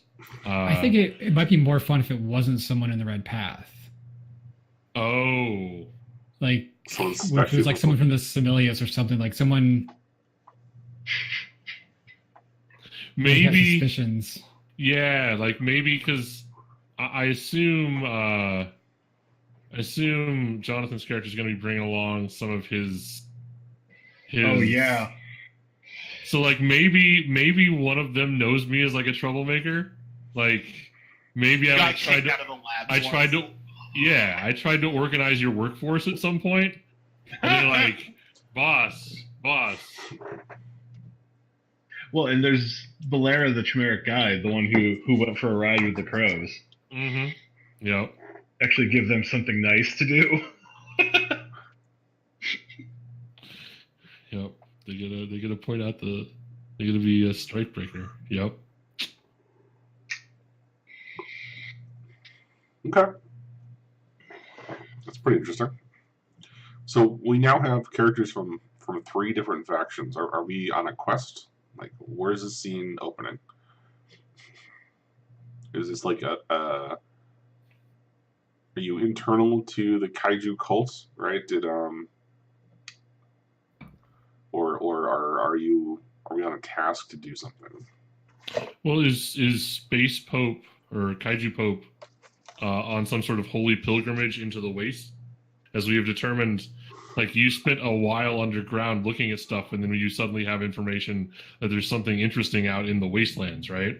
Mm-hmm. Did you like call a crusade or something that we're all marching out into the wastelands?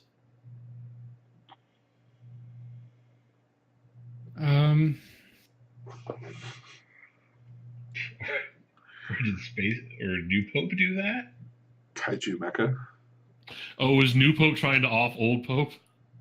Yeah, I think I mean, that's what yeah, but it was sent out, and I'm, you've been doing so well with your pet project over in Cultist Town that we need you to go check out this, run down this rumor, basically.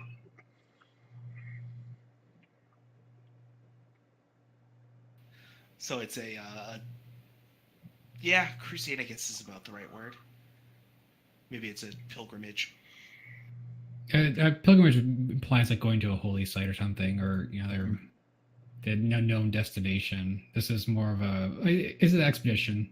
I mean, do you know do you know vaguely what you're looking for? Is there like kaiju trapped in like frozen lava in a volcano out here in the wastes that you know about? Or like something hibernating, or like are you looking to free an existing kaiju, or is there like looking for like hints? Like, is there a base out here that like where they were building a robot to combat the kaiju, but it was never finished? I imagine it's probably.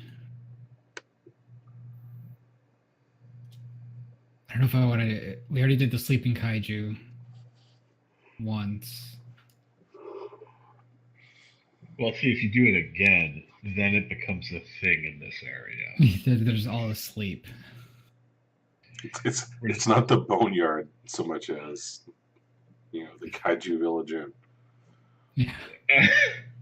We're actually just all living on top of a big kaiju kindergarten, and it's been nap time for 1,000 years.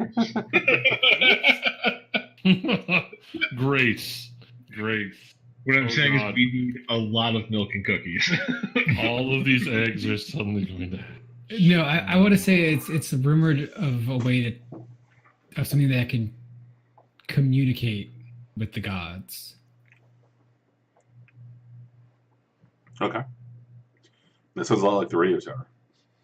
Yeah, might as well cement those two together pretty much, but it's not just an ordinary radio tower, because that's not necessarily forgotten tech, but that's something that could probably be set up with enough effort. There's something different about this radio tower that it has untapped Potential. fallen age tech. I mean, it could just have a computer down there that has like some kind of kaiju translation software, which would be exceptional from what we've set up in the world. Kaiju Rosetta Stone. Because like there aren't those kind of like computerized things. Nobody Or has. it's like former Area 51 tech where maybe the fawn in a previous time came by and they dropped the Palm Pilot or something, and the government had been studying it and they kind of found out. And it's somebody hooked up to an Etch a Sketch, and now you just press Yeah. buttons at not Etch a Sketch, speak and spell. All right, so it seems like a pretty good hook. So we open in the desert again, as the four of your characters and retainers and whatnot are heading west. Out into the deserts in the search of a radio tower that communicates not just with other people, but with kaiju. Did you secure like maps and stuff on how to get there, or are you just foraging across wilderness? I don't know if there is a map. There might be. This might be the tech we have. Maybe our tech is something that is suddenly picking up a signal. Ooh. It's an old like transponder GPS of some kind.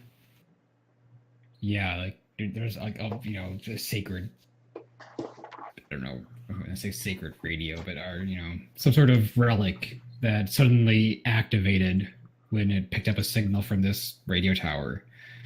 We have a general direction now, but we don't have a pinpoint location. Well, let's start off by using that device, right? Let's see if there's going to be there's any like negative side effects that we know about, going into it. Sure. So give me an unleash power, I think, or no? What's the better one for this? There's like a use I it. have to find the moves again. They are start on page 44 for the core character moves. If you're using a device, it's unleash power. But if you're like Wasteland trying survival. Wasteland of survival, forge a path. Depends on how you want to focus this, I guess. Yeah. Probably not unleash power, because unleash power can kill the device. And this seems like it's a situation where that device is not probably going to burn out right now. Right. I mean, maybe you can't like recalibrate it if you do this. Maybe. And that kind of makes basic sense for the start of the journey, at least. So I'll roll unleash power.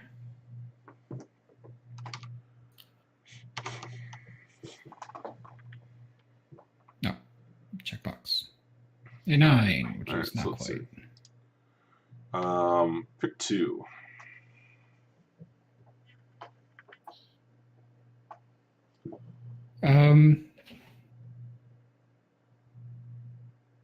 So yeah, the device can be used again. We'll keep it operable in optimal condition.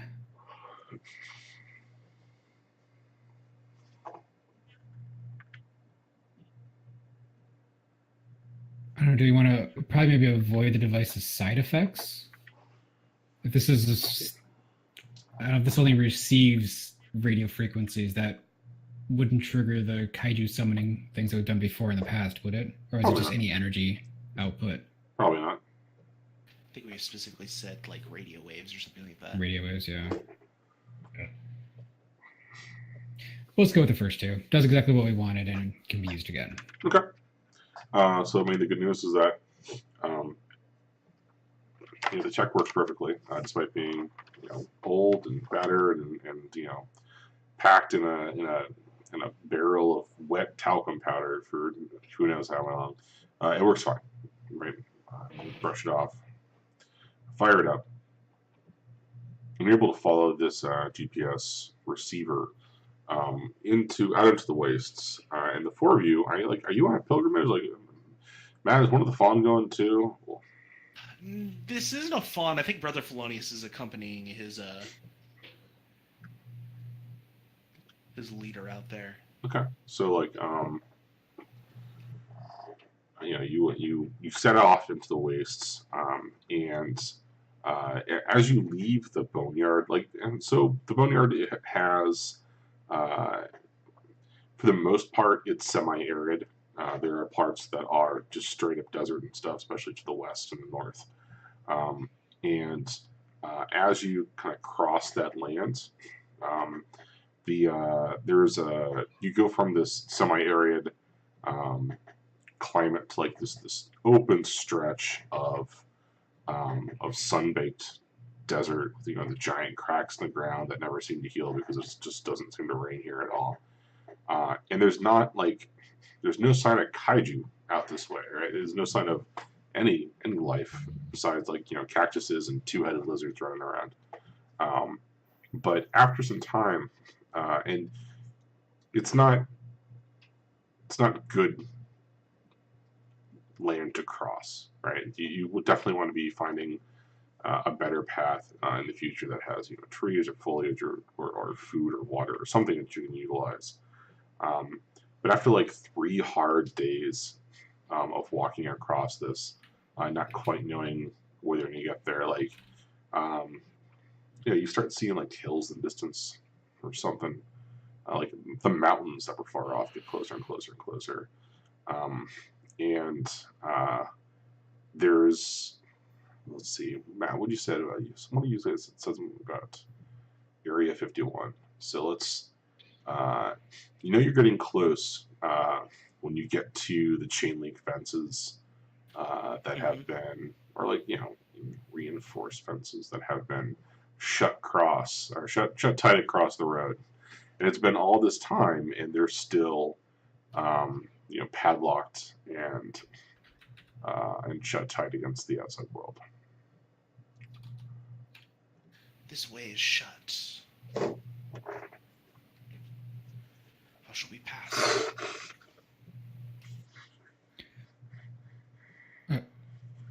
Sorry, I was looking at the tool-up move. What was in front of us again? Essentially a chain link fence, like for a secure facility, barbed wire topped, miraculously standing after all this time. Right, like untouched despite its age, in the middle of the desert, though. Okay, I'm going to just do this real quick here. I'm going to roll Protean form to see if I get some holds. That's not great. That is, in fact, no. So I've temporarily lost control. Oh no. I guess the GM can decide what happens with that. So what the thought was that one of the spend holds on Protean form is breaker slip through an obstruction. Yeah. So I was assuming I was going to just tear the fence out of the foundation, or just tear the fence down. Right. But apparently something didn't go so well. I mean, maybe it does. Maybe the same thing happened anyways. Like you go through the electric fence. Yeah, we'll go with that, right? So you go and you go slashing at the gates and the electric fence with this new, giant green clawed arm or whatever, and it electrocutes you. It shocks the shit out of you, and that kind of triggers your anger, I guess. And you, even though the fact that it's still zapping you, you can't stop tearing at the fence and tearing it down. So we'll go ahead and mark harm on you for that. Felonius falls to his knees and says a prayer to the gods, for they have blessed him. Korg is like marking angry seems appropriate here. Yeah. Korg is snapping his fingers and sort of hand motioning the attendants in waiting to bring forward the James Brown cloak or whatever we put over the vaunted kaiju pope when such things happen come upon him. Kato is fascinated by this new and unusual power, and oh hey, are you okay?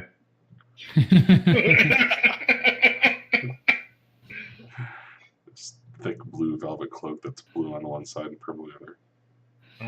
Yeah, it's like 2 giraffe people, or like the most stately individuals we can find.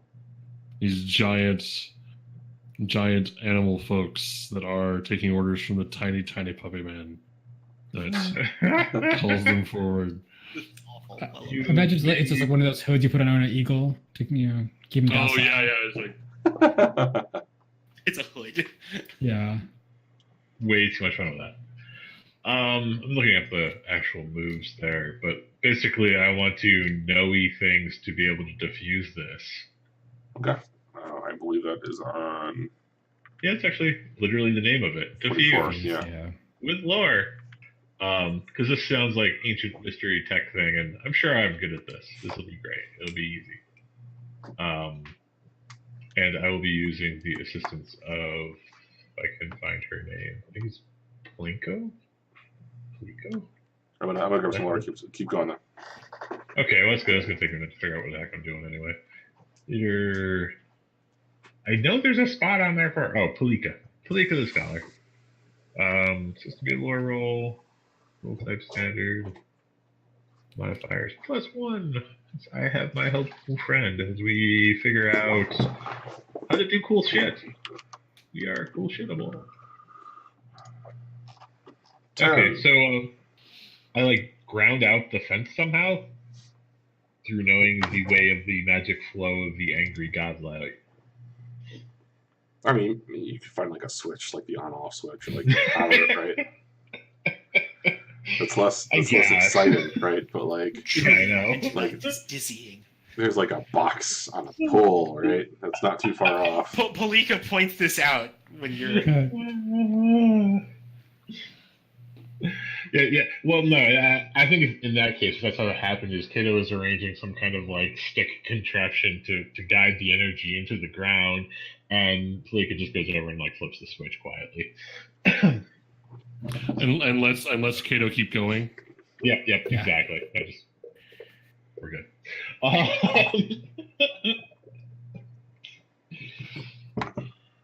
I've made it safe to enter. I've disabled the mechanical contraptions. And once you stop getting shocked, you're able to calm down and oh yeah, that was not a great idea. Nope. You've done well with your sorcerer's arts, wizard. This time. And deeper in the facility, you do come across this. You come across a set of these low buildings that are all kind of the nondescript gray coated in sand and really weather-worn buildings with busted out Humvees in the front, right? The glass has been shattered and the tires are all rotted through and stuff like that, right? But the ground there isn't as undisturbed. The ground is not undisturbed. The ground has been disturbed fairly recently. It seems that someone has taken this antenna, portable antenna thing, out of one of the hangars and moved it into the center parking lot area between the various the hangars, and there's 3 of these shiny people, not dissimilar from the farm, that are working on hooking up this tower to these cylindrical tubs, and one of them is working on a computer system attached to this thing.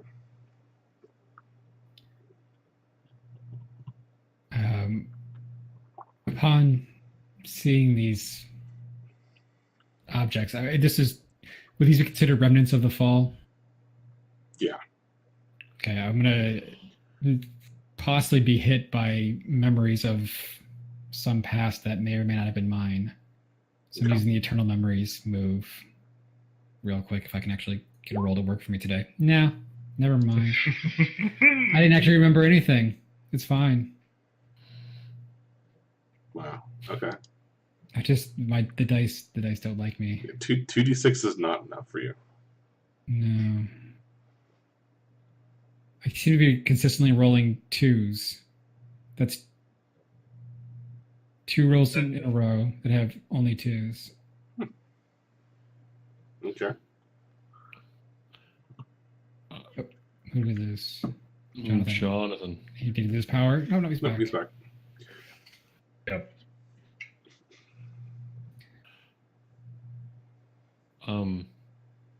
Yeah, so what does it look like when you fail this roll? What is... Nothing. I just don't have any memories of it. I'm as far as I can okay. tell. Okay, so there's just like robot people?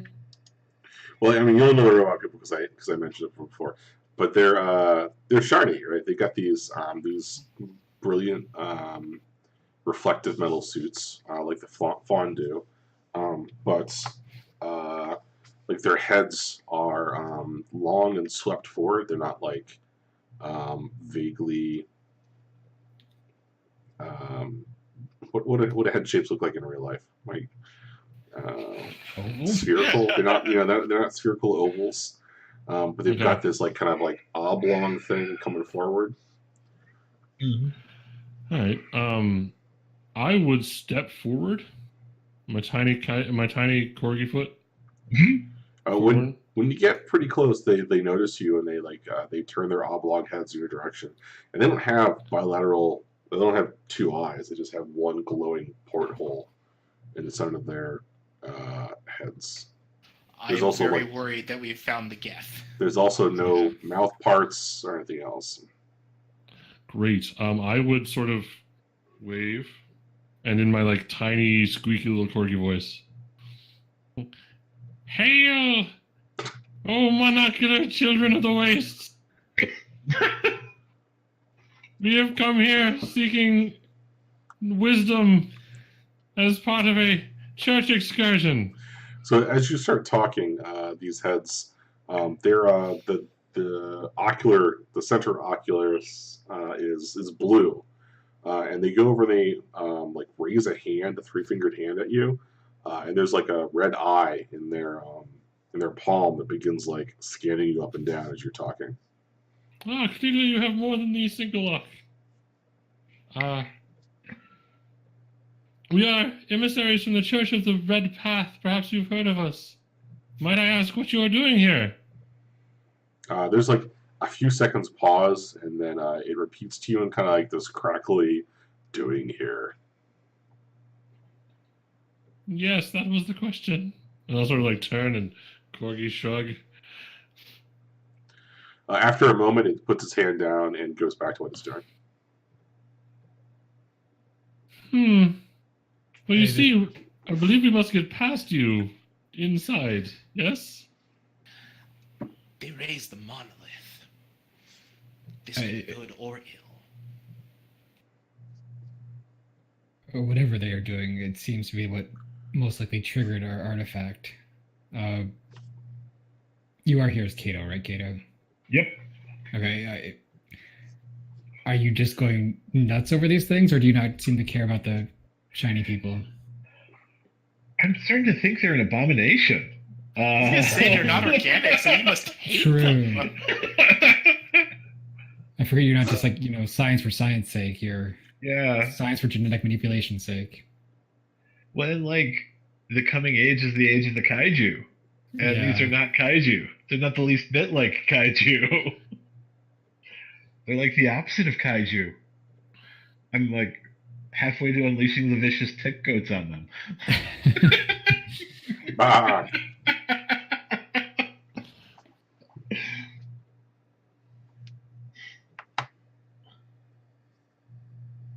And they're connecting these giant cables from the center of the monolith, as it's called, to like this mainframe computer looking bullshit thing that they rolled out. That's a rack, right? A bunch of 1-unit computes, and then they got the keyboard they've pulled out. Instead of typing on it, they're facing with it directly. Master, should we help them or harm them, or do we wish to explore further? I would like to take a closer look to determine their intent, to see if they care at all if we're here. They don't seem to think much of our. Oh, wait, what was do you have a character name, Zach? Korg. Yeah, they didn't seem to think much of Brother Korg. But they're lost. Well, I mean, I won't know exactly, but those all look like the taboo things from the before times that they're doing. Those are bad. Felonius will shuffle forward Okay.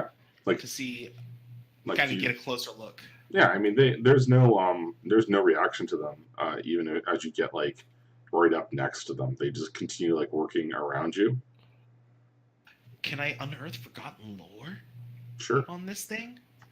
Great. Which thing? I am wondering about the monolith and what they are doing to it. Okay.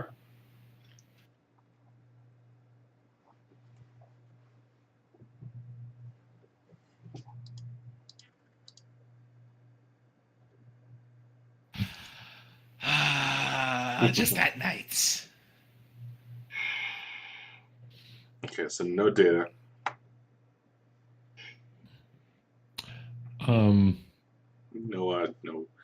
No questions. So the thing is that you're able to recognize parts of this, right? You can see computer, you can see RF transmit device, and you understand that they're hooking it up to some sort of power source, right? But like, Power, yes, makes sense. but beyond that, it's kind of unclear what it is. Like this transmitter does not look like the old cell phones or radio towers in your This is not tier the 1 same. handyman guides.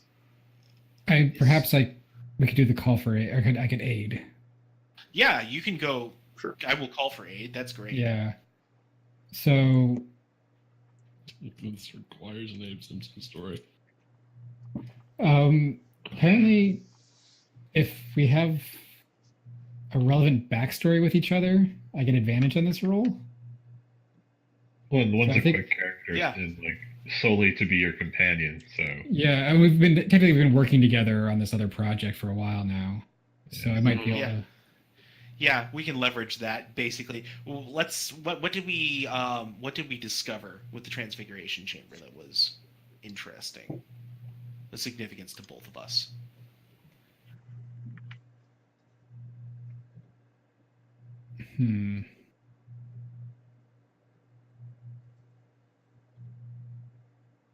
Does it have some method of like transferring memory or something like that? Maybe. It seems to be something for transferring physical traits. So maybe there's a promise of improving. You said Brother Felonius kind of has like sort of a shuffling, because sort of hunchback almost form. Maybe there's this Yeah. effort to give him Yeah, why, something more. why stay hunchback when you could have 8 legs? Oh, there is that. That'd be interesting. That's a whole bucket of cultists, actually. Yeah, so that makes sense. He's kind of attached himself in hopes of shedding his current form for a More advanced one. yes, for a better. His current lunch combo form. This is upgraded. I would like a He wants to bucket. upgrade to dinner entree. Yeah. I gotta say, this Felonius guy seems to have the right idea, though. I like this. I've got ambitions, thank you. Okay, so that was a 10. So that Woohoo! bumps Yeah. your roll up to at least to a 7. Yeah, it bumps to a Plus. 7, so.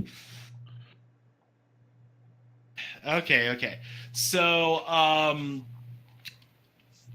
how can I turn it to my advantage?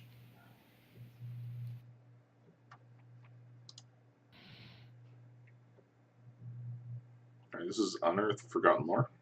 Yes. Yes. So are you talking about the workers or the equipment? The equipment. So the equipment is functional, which for before the fall tech, right? That's not typical. So they repaired it. It was remarkably well preserved. So it's possible that there's more preserved equipment nearby. But like the fact that it's functional is enough already to be like you can turn a transmitter to your advantage in any number of ways. Like you could, turn it on in an enemy base and run away and hope and like watch the fireworks from afar, or like you could use to communicate over long distances, or you don't quite know yet that what exactly all this thing can do, right?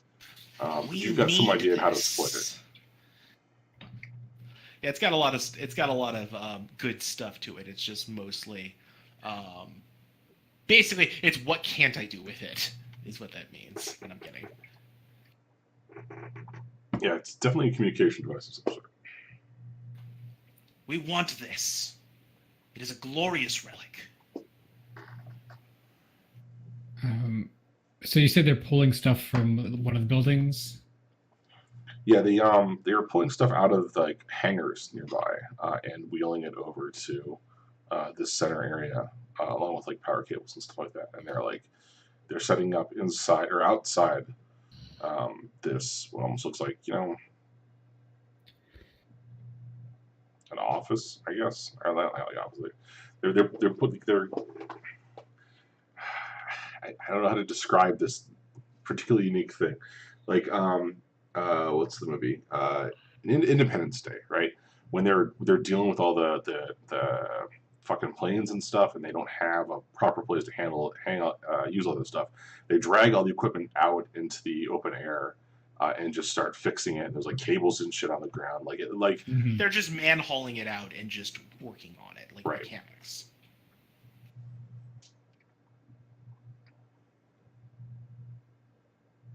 Yeah, I would like to, just spread out and check out the area to see what else there's around here, since this seems like an interesting facility in the first place, and they're not, rushing to do anything with this thing, even if we can transport it back. Okay. I will instruct the underlings.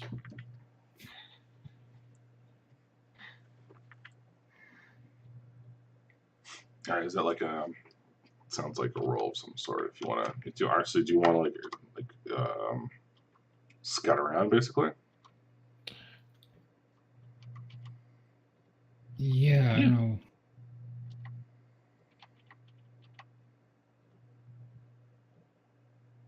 What kind of role that would be, though?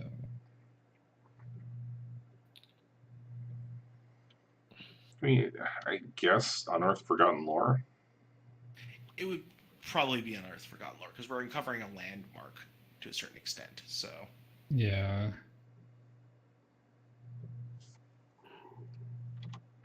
Yeah, that makes sense here. Unearthed forgotten lore, if it's you doing it under orders, probably. We're sending off the minions to get like the various church members to go like look for stuff specifically. It'd probably be under orders. Otherwise, it's unearthed forgotten lore, I think. Okay, we'll just keep on unearthing lore. No. Okay. Unless someone wants to try boosting that or completely negating it. Yeah. Nah, I think we can leave that one be. It's Okay. just taking the risk of the +1 is not worth it, I feel like. Do you want to gamble that one? Okay. I'm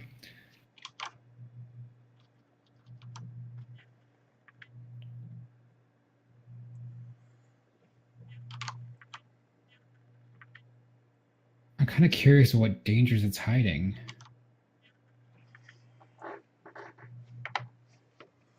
Now, are you talking about the facility as a whole, or specifically the beacon?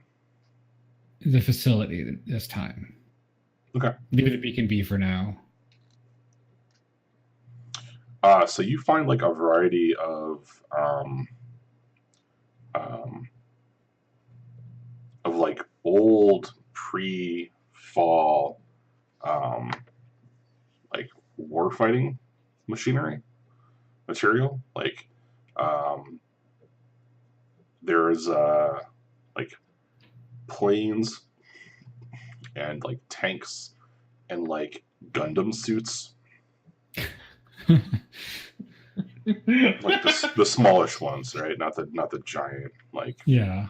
right, Corgi sized? right, and like you know, Felonius is leaning tanks, on a rifle. the tanks Look, aren't it's like new staff. M1 Abrams, right? They're crystal laser tanks, right? Hover Right. tanks. Right, and like the planes are, similarly, like ridiculously, the last gasp of humanity to end things with martial power, right? So it's all ancient OP tech, and like, oh god, Zach, why? It's amazing. Also, yeah, so that's the majority. That's so. But the overriding theme is everything you find here is a weapon. Right. Which makes me wonder what kind of weapon this antenna is supposed to be then. Uh-huh. I'm telling you, Yeah. it is a gift to call the gods. Well, Do all manner of things. the problem is that this facility seems to have been designed to kill kaiju. It's this abomination of a location. Staffed by blasphemous things. Then they failed in their task, and it should be consigned to the dustbin of history.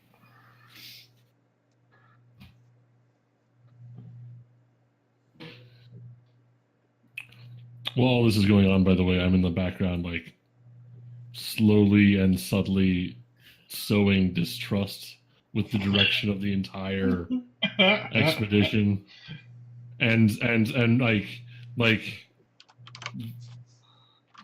indirectly and apparently accidentally making questioning the like validity of the leadership that we currently have, right? Like, surely the great space pope has not failed us in this time of need. You want to roll sway? Sure. I'm all right at that. This is fine. Yes! This is great. Awesome. So, How dare you question this? Can I pitch a thing, actually? yeah, right now? sure. I successfully turn them against, like, I successfully plant the seed of them being against Space Pope and, like, unhappy to be here, but they associate me with him. Like, they're not like I'm not taking a leadership role. I am like, about to get Trotsky. The Space Pope's lapdog. This is where I'm at, right? Oh. Been waiting for that for like 25 minutes.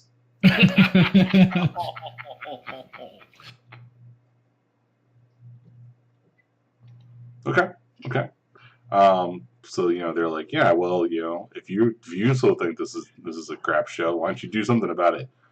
Why don't you go fight those robots or steal something? I don't know what else you'd do there.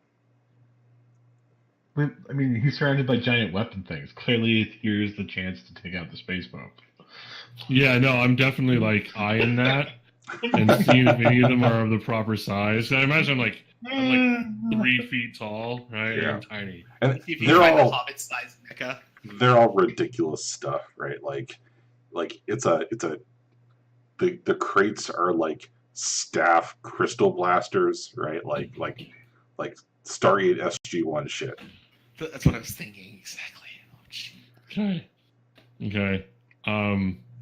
Yeah, I mean we'll grab some of that for like purposes. But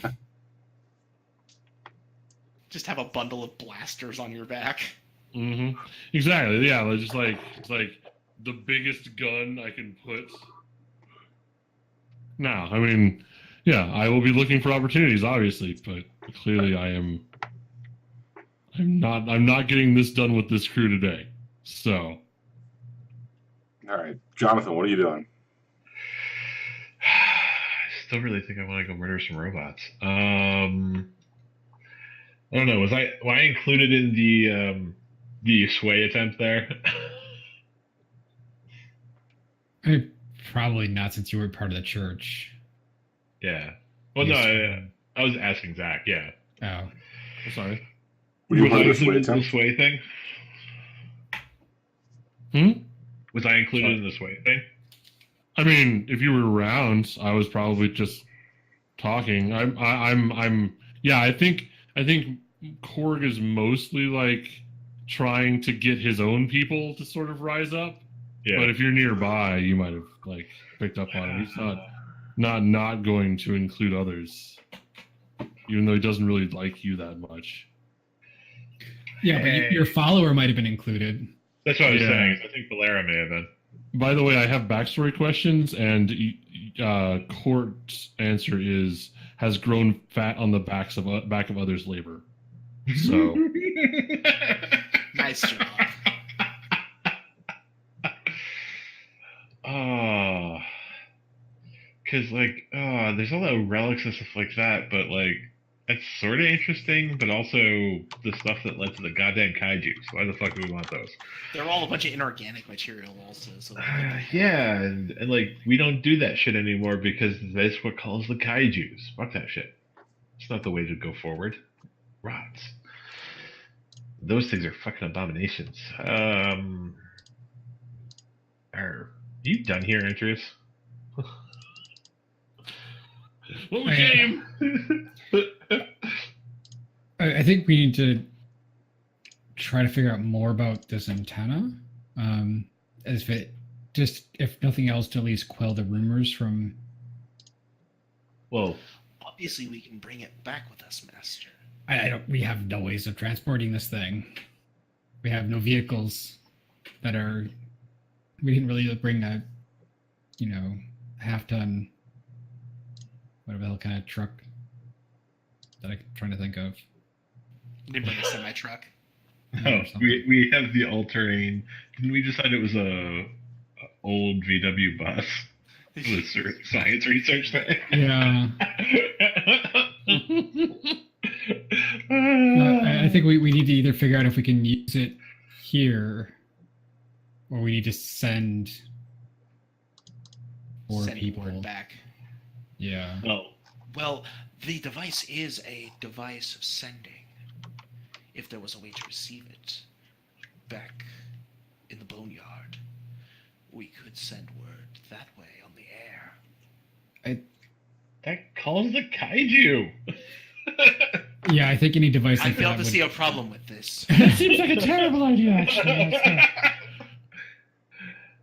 See, this is my concern here is that I brought my anointing oils, didn't you, Brother Korg? Perhaps we feed the alien to the kaiju first. I'm still concerned by those things up there, especially if we're not going to be able to do something with this place immediately. It's clear they have an idea of what they're doing with it. I don't think that's going to end well. Yeah, that is of concern for sure. If we do attempt to interfere with the device, that they will attempt to stop us. And who knows what kind of trouble that will stir up. I was going to rip them limb from limb. Well, not me personally. That's certainly a personal choice. I was going to order someone to rip them limb for limb. The fleet gets respond to special commands, and they're really quite good at it. It's their chance to shine. Yeah. But, I'm here as part of your pilgrimage, and I don't want to screw that up, Andreas. But if you're done... You're done pilgriming. I'm going If you to violence pilgrim. if you're sufficiently pilgrimed. I'm just kind of curious, like, what happens if you unplug one of the power cables that's going, like, you unplug their extension cord or something? Do they get all pissed off? Yeah, like it's not like super pissed off. Like there's a brief flash of purple across the single monocle. There's a word for that that's amazing. That starts with an M and ends with like monoculus or something like that. Then it goes over and like plugs it back in, and goes back to doing what it's doing.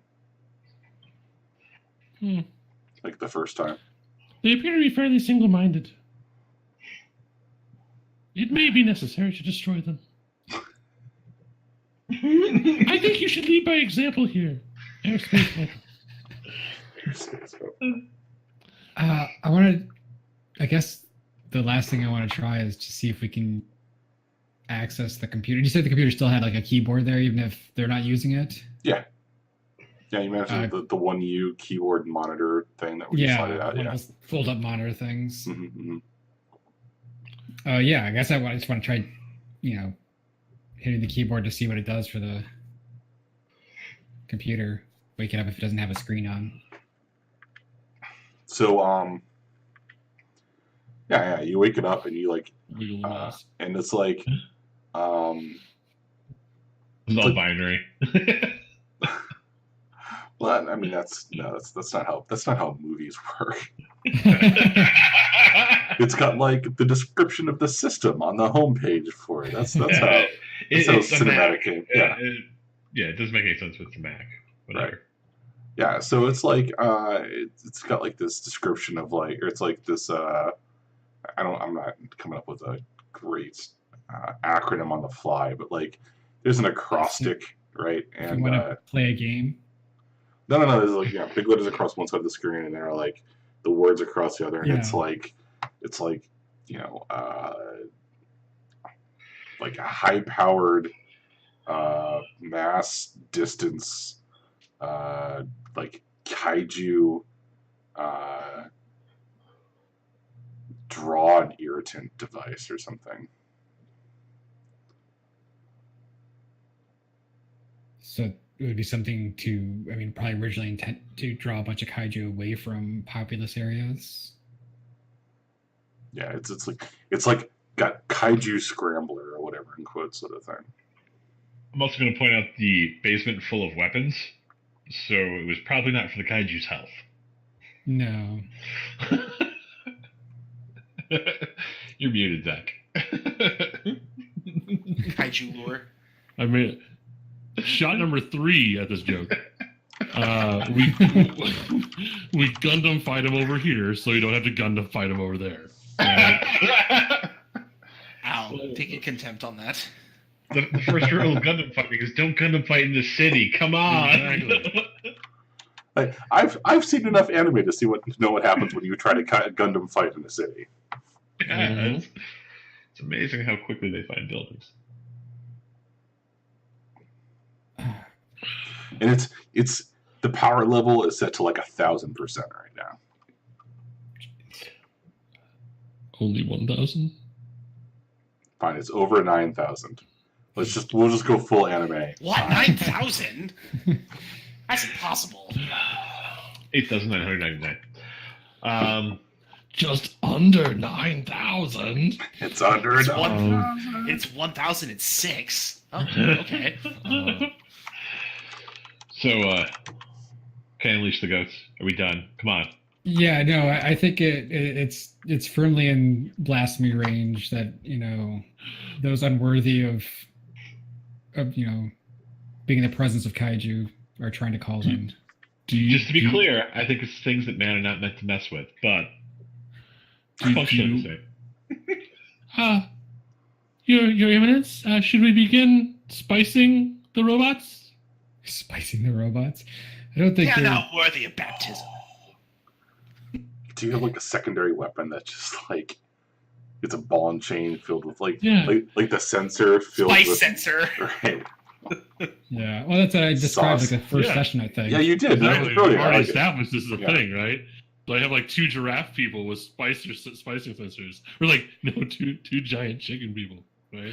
Oh, that's just wrong. For extra. Oh god, that's fucking wrong, man. I imagine these are probably like the battle mace version equipped to these, so it's like ball and chain, but each of the spikes is like injectors. Mm-hmm. Oh yeah, Master flails.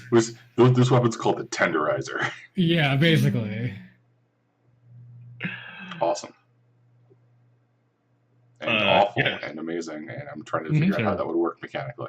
It's real terrible, real terrible. Well, it's just got plus spices or plus tasty. Plus spices. Right? Well, No, I I like it. I think his weapons are actually aberrant. So Yeah, all of the church weapons are aberrant. Oh god, is the like marination injection? It's like acid and shit, right? Like it's like Well, it's all kinds of like kaiju specific like, Paralytics. flavors. Yep. Paralytics that just make you like flop there. Oh. Yeah. That's kind of horrifying, actually. Yeah. All right. So if we're content on them being horrible, heretical, blasphemy things, I really am gonna let loose the flea goats. All right, so it's after midnight, but I want to roll like the first roll here. So Yeah. like, go ahead and roll. All right. What is it? Well, Strike a Fiercely mighty assault. blow. Fiercely it's assault. gonna be. Was it under orders? Because I'm gonna tell my followers to deal with it. My followers in this case being the mutant flea goats. Ah, Exactly. Did you buff them at all? Yeah, well, because I'm the leader thing, and my clan itself, they're quality 4, which is incredibly good. Jesus. That's kind of crazy. Those Yeah. fucking goat fleas are terrifying. You're gonna skeletonize those robots. Yeah? Do you think- all right. I mean, what's the point of being a mad scientist if If you're not the maddest scientist, you can't have minions who can go out and, like, murder shit? What's the point? ABFG, always be flea goatin'. Yeah. So I think under orders is just a roll with their quality, right? I think so. Yes. Yes. Yeah. I mean, this strikes me as almost identical to a force roll, but oh, wow. Oh, I mean, that happened. Yeah. Yeah. Oh no, you got an 8 off a roll of 4. So I like, know. how does the 8 work? Like, I don't know. See where this roll is. Page 63 is under orders. Yeah, Does it's things way with later. a consequence of some kind. Yep. So basically, Yeah. either some goats died, there was some sort of unfortunate consequence, or they fell short in one particular aspect. Oh, there you go. For sure, Isaac. I like it. I like it, Zach. Yeah. Well, I feel like there'll be unfortunate consequences is gonna happen regardless because we just murdered a bunch of the robots, and I'm pretty certain they're not the only robots. So I guess I could go with that one. The quality thing doesn't really matter because it'll come back in a couple days with my character. So like I'm gonna nominally pick that one and really expect that other unfortunate consequences thing to happen. Like I knew that was coming to it, and well, There's not immediate unfortunate consequences. There's just Yeah. later down the road. yeah. So they murder some of my goats. I'm very sad. Well, Now no, that I don't think they do. Okay. So I think like the initial goat assault takes them by surprise. Right. Like, right. Like they don't. They've categorized you as non. Like the corgi was your emissary. Right. It was not categorized. You were not categorized as a threat. You were categorized as local fauna, right? And yeah, the local fauna tripped over a power cable and was playing with a keyboard. But you don't expect your cat to go for your throat when it does that. So the I just have this picture because they're flea goats, so like they're all just chilling outside the fence and then suddenly leap 50 feet in the air and come down. like I imagine they don't run, right? I imagine they bound like really fast. So there's like bound, and then a big bound, and like it knocks them over, and like the central oculus goes from like blue to yellow for that one, and then they all turn yellow as they look at that one. As like the next flea goat like jumps, like stomps it, like I don't know, like jumps out of the sky on it. I don't know how fleas fight, right? But I can imagine these are like the banelings of the Zerg, where they just like they jump on things and they explode into a pool of acid or something. Actually, what I expect is you actually put blades on their legs. No, they secrete kaiju digestive juices. Oh, did they spit on the things? Is it like some sort of horrible brundlefly? They jump on them and then like they just express that out of them, like they a little bit squirty, gooey. It's lactate or Express. something. That terrible like- phrase like of the- animal husbandry. Yeah, I express the like juices out of the animal. Because like actual fleas have like the plates, right? Yep. Yeah, the plates. And so like the plates just sort of like separate a little bit, like a piece of Iron Man armor, right? Comes out as So that like one goes from yellow to orange after the second one grabs it, and then it goes like bright red and like flashing as it begins, and like gets up, and then like one of the flea like pounces. Have you ever seen a person get attacked by a goat? Like right fucked up. Like they get up and the goat just fuck you, bats them again, and they get down, and like especially if the person's drunk. Like Russian drunk goat, I think is the video you're like perfectly encapsulates it. So the Notgeth gets up and gets knocked down again, and then like two go at it, and like pretty soon it's part trampled, part like acid, and like the third one goes after like another one on the side, and then like the last one I guess knocked down. Very good, very good. Screw you, Zach. Screw you. my powers get so- stronger after midnight, apparently. After the second one gets attacked, like the third, like there's like fins on the side of its head that flare outwards as it flashes red, and it like collapses downwards and springs upward in like this super thin metallic line thing as it just like, and it just goes straight up into the fucking air into like the sky as your goat fleas wreck the other two. And once they stop like twitching and sparking, like they are satisfied with their job and they return to you like Goats. Good goats. like bunnies don't hop when they're fine, right? So like I can imagine they trot over to you, Yeah. right? Yep. Yeah. They kind of buzz happily. Yeah, like I couldn't like think Mega Man leaving a stage, right? That's what that third Geth does. It just goes, whoop. Not Geth. It's not a Geth. Yeah. I'm sorry, I infected your thinking with that. No, that's absolutely where I pulled it from. Like, just, Yeah. I'll take these from SG1 and this from Mass Effect and this from all the Godzilla fiction and Okay. Oh. and that on foretelling future badness is where we'll end the session because it's happening today. Yep. Perfect. I'm going to note, so I can eat anything. I totally eat some Notgeth. Oh, that's It's already pre-digested, so Animal, that's gonna be bad. animal, vegetable, mineral. Yeah. There's no trace of organic in it. I know. Okay. But It's a hey, ritual. kaiju metabolism. Also, the goats go in for it too, because Do you eat the one that's already pre-digested for you? Yeah, I kind of think that's just no big deal. Ugh. You just you take your hand, you just scoop up some Geth runoff. And, Well, I mean, it's not like I don't have those digestive juices as well. that's true. You take the arm that's already partially melted, you like drink it Viking style. It's like, he seems so pleased with himself. okay. What to say? Thank you all for joining us. Do we have to end the session stuff we have to do? What? I don't think so. No, No, there's there's only no discussion discussion stuff. Okay, cool. No. No. All right, folks. I'm going to end it here. So thank you all very much for joining us. I hope you had fun. I know that we did. Like, share, subscribe. If you want, hit us up on social media and tell us what your favorite flavor of Geth is. Colossi. Or your favorite Godzilla movie. When I was a kid, I loved Godzilla versus Megalodon. That was the giant cockroach thing I loved all of them. I watched everyone on Thanksgiving. Anyways, Anything to do with Mechagodzilla. yeah.